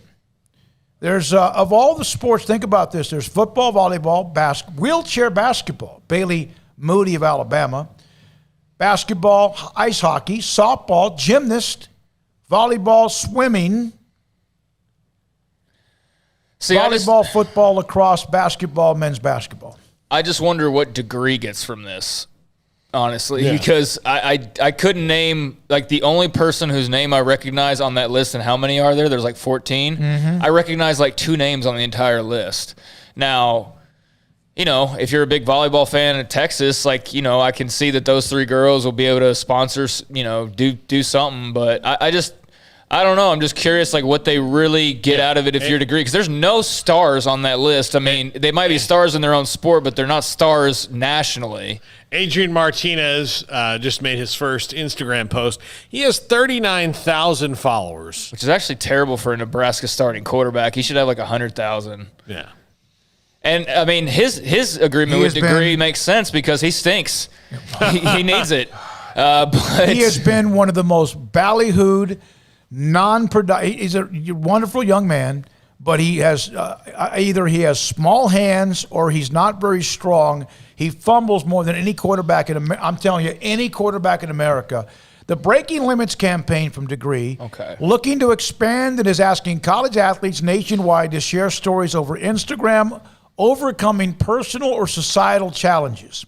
The public search for an additional roster spot on the Breaking Limits team begins Wednesday today, runs through July 14th next week, with the winner announced in August. Degree is planning to commit more than $5 million over the next 5 years to initiatives encouraging others to break limits and inspire moving forward. That doesn't mean $5 million to these athletes, but $5 million to help promote these initiatives to share their stories. So I don't know how much they're making or whatever, but yeah, I'll go circle back around again. Like, am I even going to see any of this? Am I going to notice that they even did this? Because I don't feel like I will, because I don't think they're going to be like plastered all over commercials. I don't live in the towns where these people are. So I know it's like, you know, in Nebraska, it makes sense to have the starting quarterback. Like, that'll be a big deal in Lincoln, although be a way bigger deal if he was Scott Frost or Tommy Frazier or Eric Crouch or Brooks Behringer or somebody good. But, yeah, I don't know. I just don't get what they get, like, this campaign. Like, again, are most people even going to notice it? Well, there'll be commercials. You think there'll be TV commercials to promote this or what? I don't know. Like, that's Degree what I'm saying. does a lot of commercials. But even if it's on, are you going to know who any of these people are? That's all I'm saying. And I love it for the athletes. Like, go get your money. I just don't quite grasp, I guess, like, where these businesses think this money's going to be beneficial to them. You know, but maybe they're not spending that much. I don't know. And part of it, though, is like, if you can get some national attention for... I mean, we're talking about it, I guess, yeah. Yeah, but this is also, compared if Degree went and signed, Aaron Rodgers, that's going to cost some money. Yeah. You know? No, it's cheap, yeah. But this is cheap. So you might be able to get similar effectiveness. I just think you'd be better off combining whatever, like, $100 you're giving to those 14 people or whatever it may be, and giving $1,400 to, like, a guy people will know. How much do you know what I mean? But hey, like, look, wheelchair basketball athlete, that's awesome. Like, I'm not trying to hate on the fact they're doing it. I just don't really get it. How much are they going to get? How much do you think? $1,000? Maybe that. Maybe less. Maybe less. Okay, from Ron, this is on the text line 254-339-1122. This is somewhat lengthy, but I'm going to read it. Some NIL thoughts, not just athletes, but businesses have to figure out the NIL too. As an example, our family company is based in Stafford, Texas, home of Jalen Petrie. I would love to figure out something to do with Jalen, a young man I have tremendous respect for his leadership and staying with Baylor when everyone left. and also because he's a hell of a player. I wouldn't even know how to go about doing something with Jalen. This is not something we've ever done as a company. And then you have issues like my brothers are Longhorns and president is an Aggie.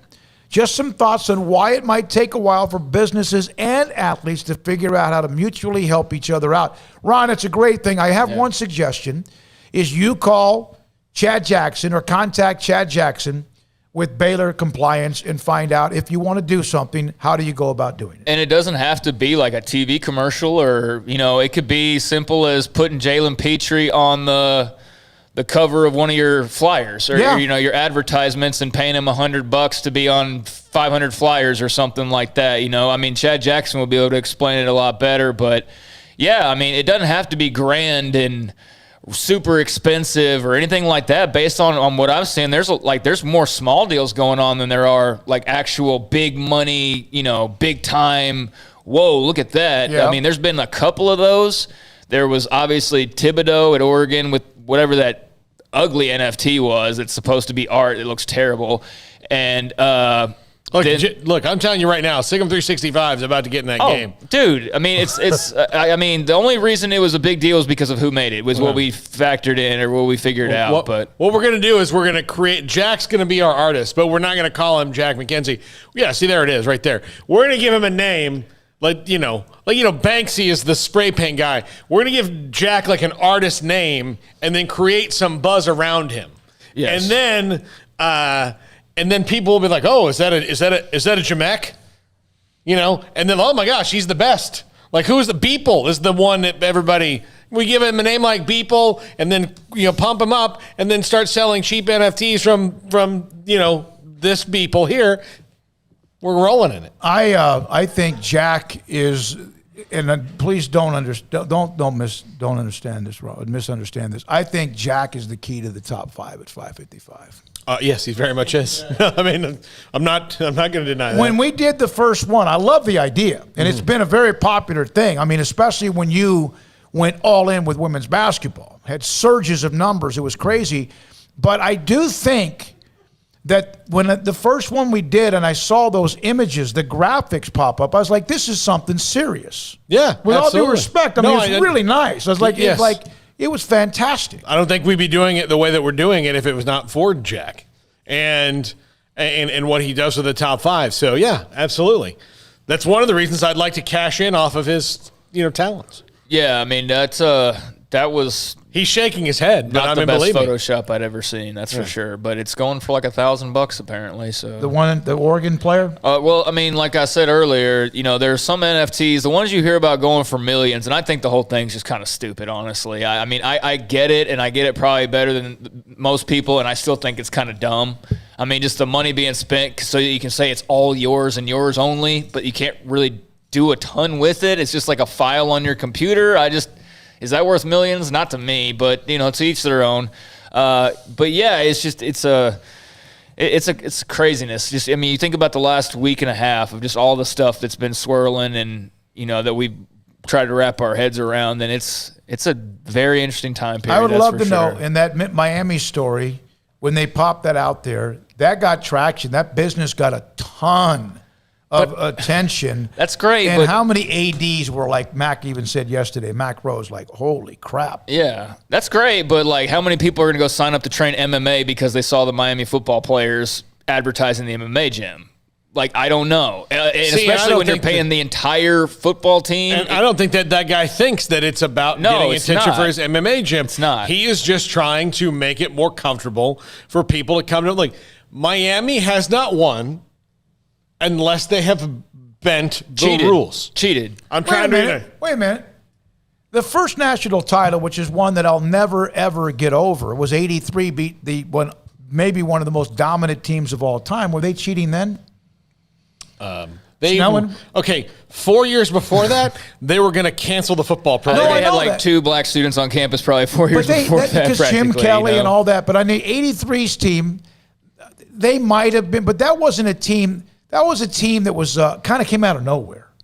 Oh, wait a minute. I wonder how I think you're just went from not a lot of talent to a whole lot of talent. Just bam, like that. It's just weird. That though, but if they lose that game, which could have come down to a fingertip on a 2-point conversion. If they lose that game, you wonder how college football history might have been changed. Yeah, and it's an interesting butterfly effect thing you think about with that. Where does it go? And I'm not so sure how it affects what Nebraska's eventual climb was to an elite. They were already elite, but would it have stopped Miami from becoming Miami? Because that game put them on the map. It did. Well, they were not on the map. I never really heard much about them. Probably in '83, they were doing the same kind of stuff that everyone else was doing. Bagmen. And, yeah. But after '83, that's the thing, is like in that city, when you become popular at something, it like these people come out of the woodwork. So, does Luther Campbell care about them if not for 1983? Probably not. No. So then, so you have all these different people coming out of the woodwork, and it completely changed the reputation of the school, because if you were to ask anybody like 5 years ago, like, what do you think about Miami, the school, they're going to think of the football team. They're not thinking of anything else but the football team. And they're certainly not thinking that it's a private school that's a really good degree for a lot of like medical professionals and all types of lawyers. But that's what it was. And then it turned into a football powerhouse on top of that. So it's not like just your average college, that's like the state school or anything like that. They were more of like a very solid, and they're still a very solid degree, but you got the football factor into it. Things, so I think that put chum in the water, and then you got all these big South Florida millionaires, and they're like, oh, wait, we got this little football team, and this is fun. Yeah. It's also interesting is the timing of it, that they played that game at home. Yeah. Oh, yeah. Well, don't think that didn't have something to do with it. If you think about Miami and SMU, are pretty similar in the way that the school size, what they were, private schools, major market cities, big money people all over the place. Southern Cal. Yeah. And aren't they private? Southern Cal. Yeah. So that's all the same. Southern Cal's, and they've all not really been able to sustain it for huge long chunks. They get USC's been the longest, but like Miami, you look at Miami, they're good for 10 years, they're bad for 10 years. They're good for 10 years, they're bad for 10 years. And I guess 10 years and now is good, but well, they were good from 83 through 2000 and whatever. I have a question because I really don't know. Was SMU ever good when they weren't cheating? Yeah, they were good back in the days when they had some great players. Okay. I mean, in the Southwest Conference days. Because USC has proven that they can just win regardless. And I know they were probably all cheating along the same times anyways. Yeah, the Reggie Bush story is one thing, but USC was great back in the late, back in the days of OJ in the late 60s. Miami's been early 80s on. USC's been pretty much for forever. And so, I was just curious about that. SMU was clearly, based on just what I remember, just a flash in the pan of like they cheated, and for a couple of years they were pretty good. And then when they got busted, they were terrible and the worst team in college football for 20 years. They had some teams back in the day, in the Southwest Conference days, that were very much a part of the mix. But Southern Cal, they've been, they've had their down. Now, the last 10 years for them have been difficult. And it looks like they're on the edge of maybe being good again. But they won in the 70s with John Robinson. And to round this back to the NIL thing, what the guy's doing is, again, that MMA gym, he's got MMA gyms all over the country. He could do that. If he really wanted to be effective, the reason he's got so much money is he owns MMA gyms all over the country. It's a national company he's got. So why wouldn't he make similar, like, instead of paying for the whole Miami football team, why not De'Aaron King and a couple other players and then go to the next college in the next town and do their best players and on and on and on? That's not about, he's not thinking, he's like, people aren't going to, his gym is not going to be synonymous with where you go to train MMA, because if it probably already is if you're in that community and that's how you work out, because he's got like 30 of them. So what he wants to do is... He mentioned the U. Yeah, he guess that's what he likes. So he's going to do that. So that's where it like skates the line of, well, is he, he's just found a way now that's now legal to do what he's wanted to do or might have been doing anyway. I would bet my next paycheck that he's been doing this the entire time, and just now he can put his name on it and put it out there publicly and not get in trouble. Because there's no way that a dude who's doing this with that much money is not an egomaniac of some sort and hadn't been doing this already. Yeah. Just no way. Because if it was, and it's a national company, he would be doing it all over the place, and then I would be like, well, he really cares about... he thinks that this is a good marketing opportunity for his company in these college towns, but he cares about Miami. By the way, on SMU, it's his money. You can do what he wants with it. And just because I know that some of you will probably text Doak Walker, obviously Don Meredith. Yeah, they were Kyle Rope. But as far as where they got in the '80s with Craig James and Eric Dickerson and David Richards and many others, we know what was going on. We had Lance McElhenney, who was great. Remember we had him on back a long time ago during I guess it was 2020. Well, they're back in the news with the recruiting they've been doing lately. Everybody feels like, the Pony XS might just be, now it's legal. So, you know what I mean?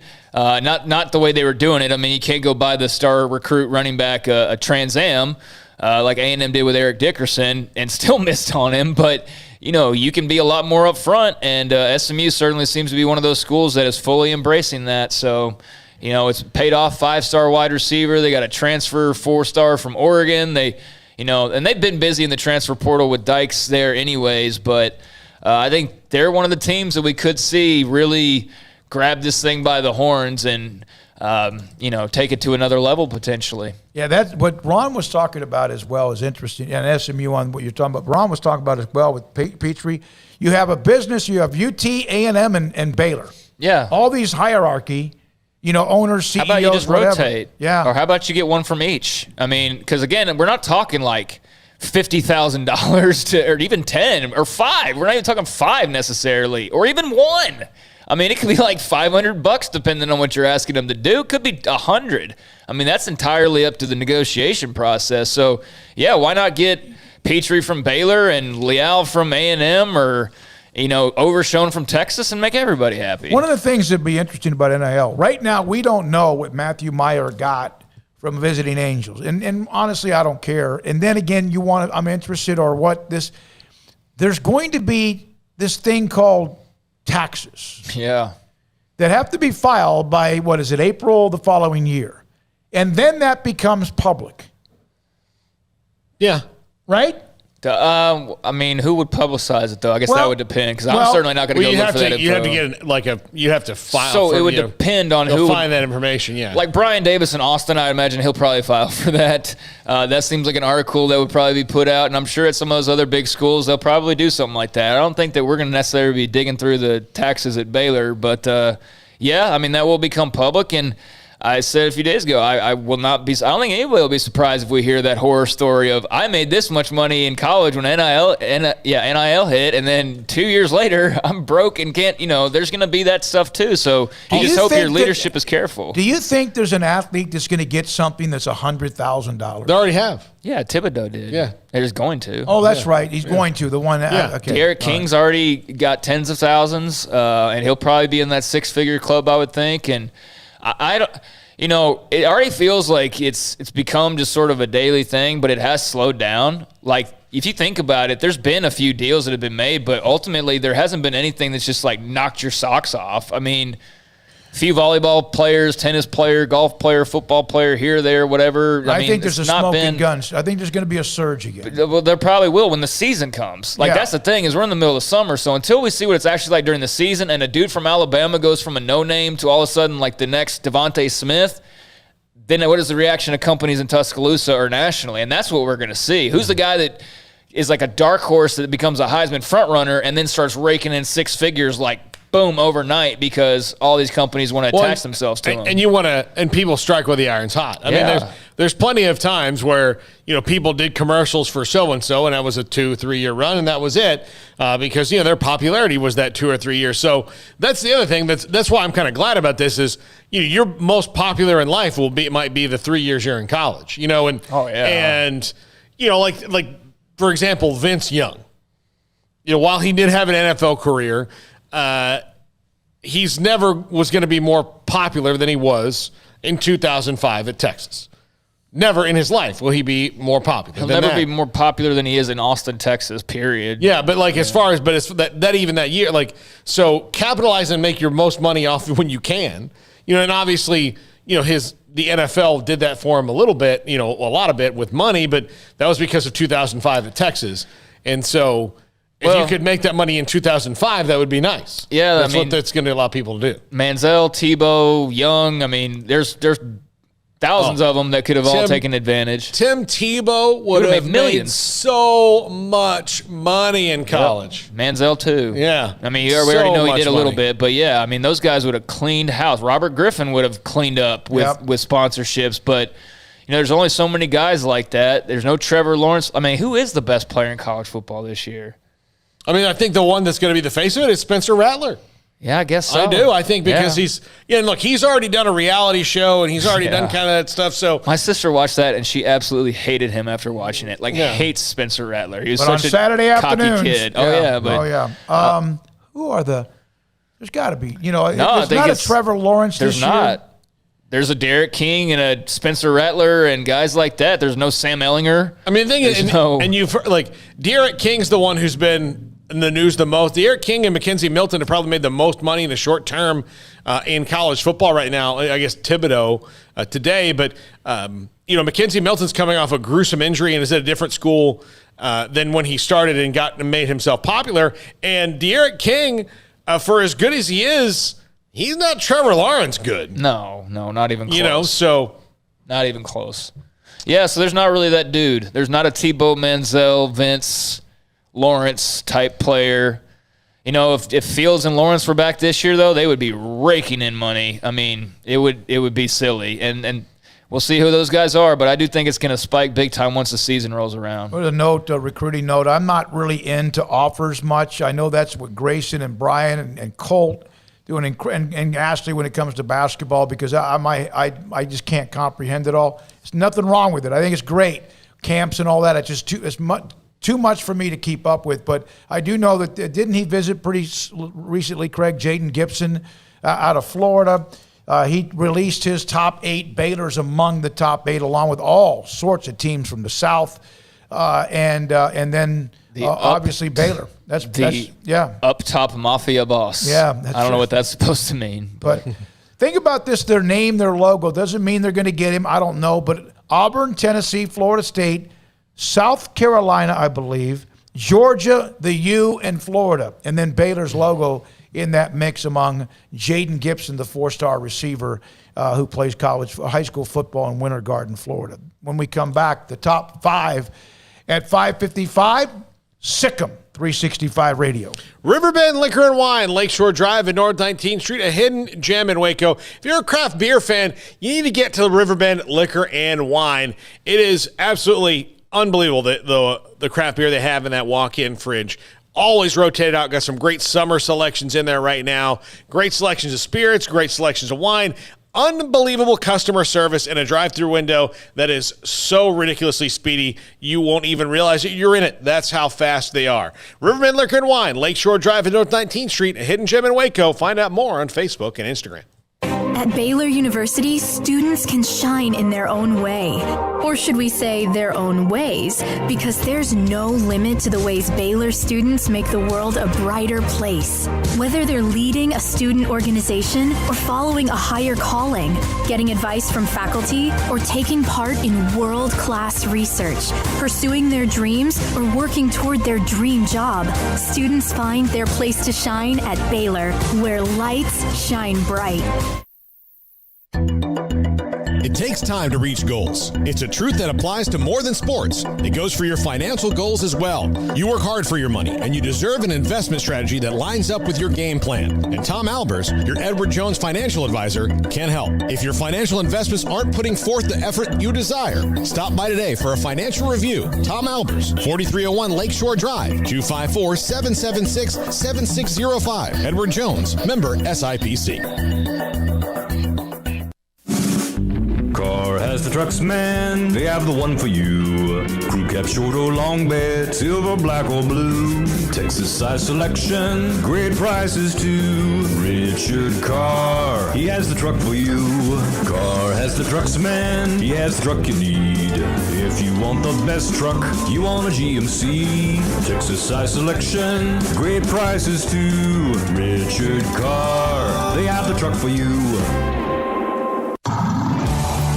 It's time to fire up the grill, heat up the oven, or get that deep fryer going to enjoy the top quality products at Waco Custom Marketplace. Order 30-pound sacks of live crawfish by 6 on Wednesday. Pick up on Friday afternoon after 2 or Saturday. Enjoy the weekend. 30-pound sacks of live crawfish available right now for $4.25 a pound. Find all the crawfish boil ingredients you need, including red beef potatoes, sausage, corn cobbettes, and Louisiana boil seasoning. Make your order for live crawfish by Wednesday at 6. Pick up on Friday after 2 or all day Saturday, and enjoy the weekend. Waco Custom Marketplace, your home for fresh baked kolache, cinnamon rolls every day. Butcher shop to cut your steaks the way you want. Fresh seafood, summer sausage, boudin, house-cured and smoked bacon, spices, seasonings, soup mixes, and more, and weekly gift boxes for any occasion. Waco Custom Marketplace, 425 Lake Air Drive in Waco, or WacoCustomMarketplace.com.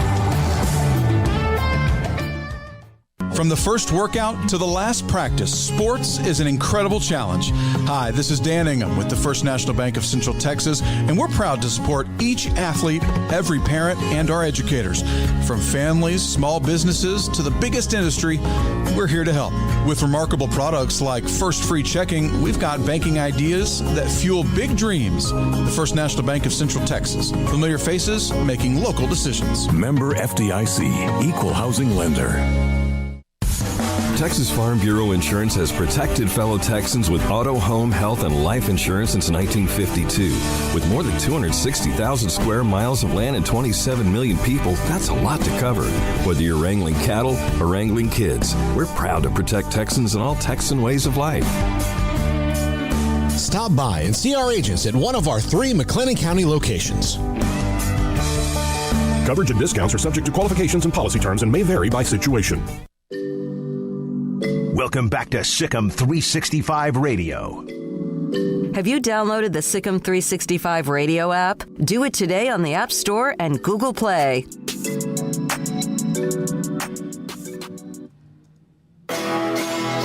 This is Paul Catalina's Top 5 at 5:55.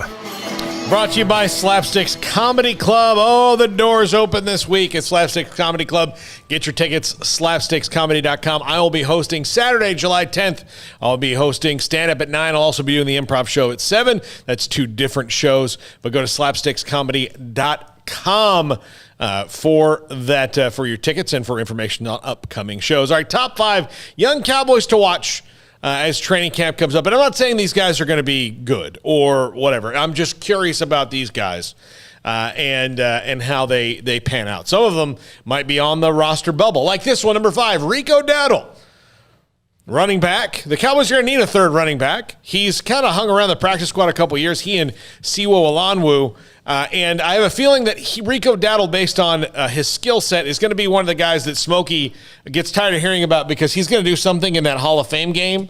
And the Cowboy fans will be like, whoa, they got to get this Rico Dowdle the ball. I'm already tired of hearing about it. Exactly. I keep thinking of Rico Gathers every time I hear Rico and the Cowboys. I've heard Rico and how many carries did he have last year? 2? None. Okay. Yeah, none. Maybe 2. I mean, he's a fullback. Not yet, no. Who's the other guy you mentioned? Siwo Olanwu. From TCU. Yeah. Okay. Oh, that's a big dude right there. Yeah. And I always wondered why he wasn't more productive. That's a hard dude to get down. He tore up Baylor about 3 years ago or whatever. So we'll see what happens with those 2 guys. I probably should have put them like slash on this number. Number 4, Cedric Wilson, who is right now by all accounts the 4th wide receiver and a guy who Dak Prescott makes look really good. He's good on special teams, but he's nearing maybe the end of his run with the Cowboys. And he might look. Dak Prescott might make this guy, $8 million in a signing bonus going to another team. But I'm curious to see what they get out of him this year because they're actually Mike McCarthy found some clever ways to use him. So you liked Cedric Wilson last year. Yeah, I did. He threw 2 passes last year, by the way, and almost had one was a big one. Was it, or did he get one picked off? What was that one play? He did one picked off. Yeah. No, I like him. I am what I don't understand. Watching the NFL, and you see teams that struggle even sometimes with a number 1 receiver or a 2, they have all of theirs make plays. You really think about this. Like Michael Gallup's their 3rd best. You got Cooper, Lamb, and Gallup. But Cedric Wilson makes a play. Then you got the dude from Ohio State, he might make a play. I'm not saying they make a lot, but they seem like they really have players make plays that otherwise you'd never hear of. Yeah. Number 3, Reggie Robinson, cornerback drafted last year out of Tulsa. They moved him to safety, back to corner. I would say he might be one of those guys who's a third-round pick who's on the bubble even in his second season. But he's a big, tall guy, and that fits what Dan Quinn likes. And, while he's not going to break the top 4 at cornerback because that's, Jordan Lewis, Anthony Brown, Trayvon Diggs, and Kelvin Joseph, he's got a chance to maybe do something in this offense. Plus, they drafted Nashawn Wright in the 3rd round, a guy that apparently has shown something. So Reggie Robinson, someone to watch and figure out, does he really have a place on this team? Yeah, I heard a little bit about him last year. Did he do anything? No, that's the thing. It's a 3rd round pick who didn't. Yeah. In a defense that had a terrible secondary, they couldn't get him on the field. Yeah, that makes you nervous. But again, you're talking about a guy coming from Tulsa, a rookie. Yeah. We'll see. Yeah. Number 2, Rondell Carter, defensive end that they spent a lot of money to get away from the Colts. And not let him sign over there. They're going to need. Never heard of this guy. Yeah, but they spent. And the reason I put him on the list at number 2 is they spent a lot of money. He's one of those guys in that Blake Jarwin category that they spent a lot of money to keep because they like him, and it worked out in Blake Jarwin. But they need a rotation on the defensive line at defensive end. I don't know who that's necessarily going to be, and that the next one we talk about is in that discussion because I know that Randy Gregory and DeMarcus Lawrence will be the starters, but after that, who's in the rotation at defensive end that can really make noise? And this is someone they spent a lot of money. You keep saying that. What money? I mean, how much money? Like $100 million, $12 million? No, I say a lot of money. A lot of money to keep a guy off a practice squad. You gave him $1 million to keep him. All right. And he got $1 million for $750,000 when usually you should let a guy to go to practice squad. Okay.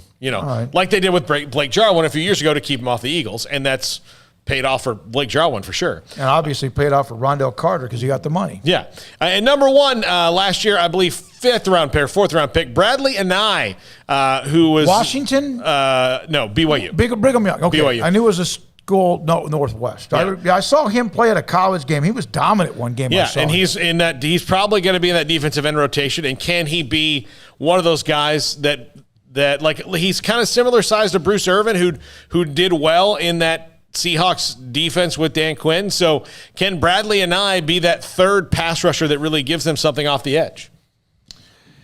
Yeah, I guess so. I mean, that's very interesting. So if one of those 5 hits becomes productive, is that a good list? I would think so. Yeah, is that what you're expecting? Because 3 of them may not make the roster. But Robinson, okay, you have a 3rd round pick on him. Yeah, he's got to develop. He's not develop. He's got to play. Mm-hmm. Right? Yeah. If you spend a 3rd round pick, he's in year 2. But right now he's blocked. I mean, at top 4. Blocked by another list of guys who were not very good, or guys who at a position where you've got someone needs to step up. I'm not saying. Yeah. I know some of those guys are pretty good players. Okay. All right. But yeah. So. All right. That TCU running back intrigues me. Yeah, I mean, he was a good player at TCU, but is he too big, too lumbery? He intrigued me at the college game. Okay. All right. Thanks to Emma. Thanks to Hayden. Also, Jack, who's turned his back on us throughout the show today, but that's because he's working on things. Armstrong Sims, great to see you, Armstrong. Also, appreciate Paul and Craig. Thank you for listening, watching whenever you do. Our sponsors that continue to grow. I'm David Smoak. Good night on SicEm365 Radio.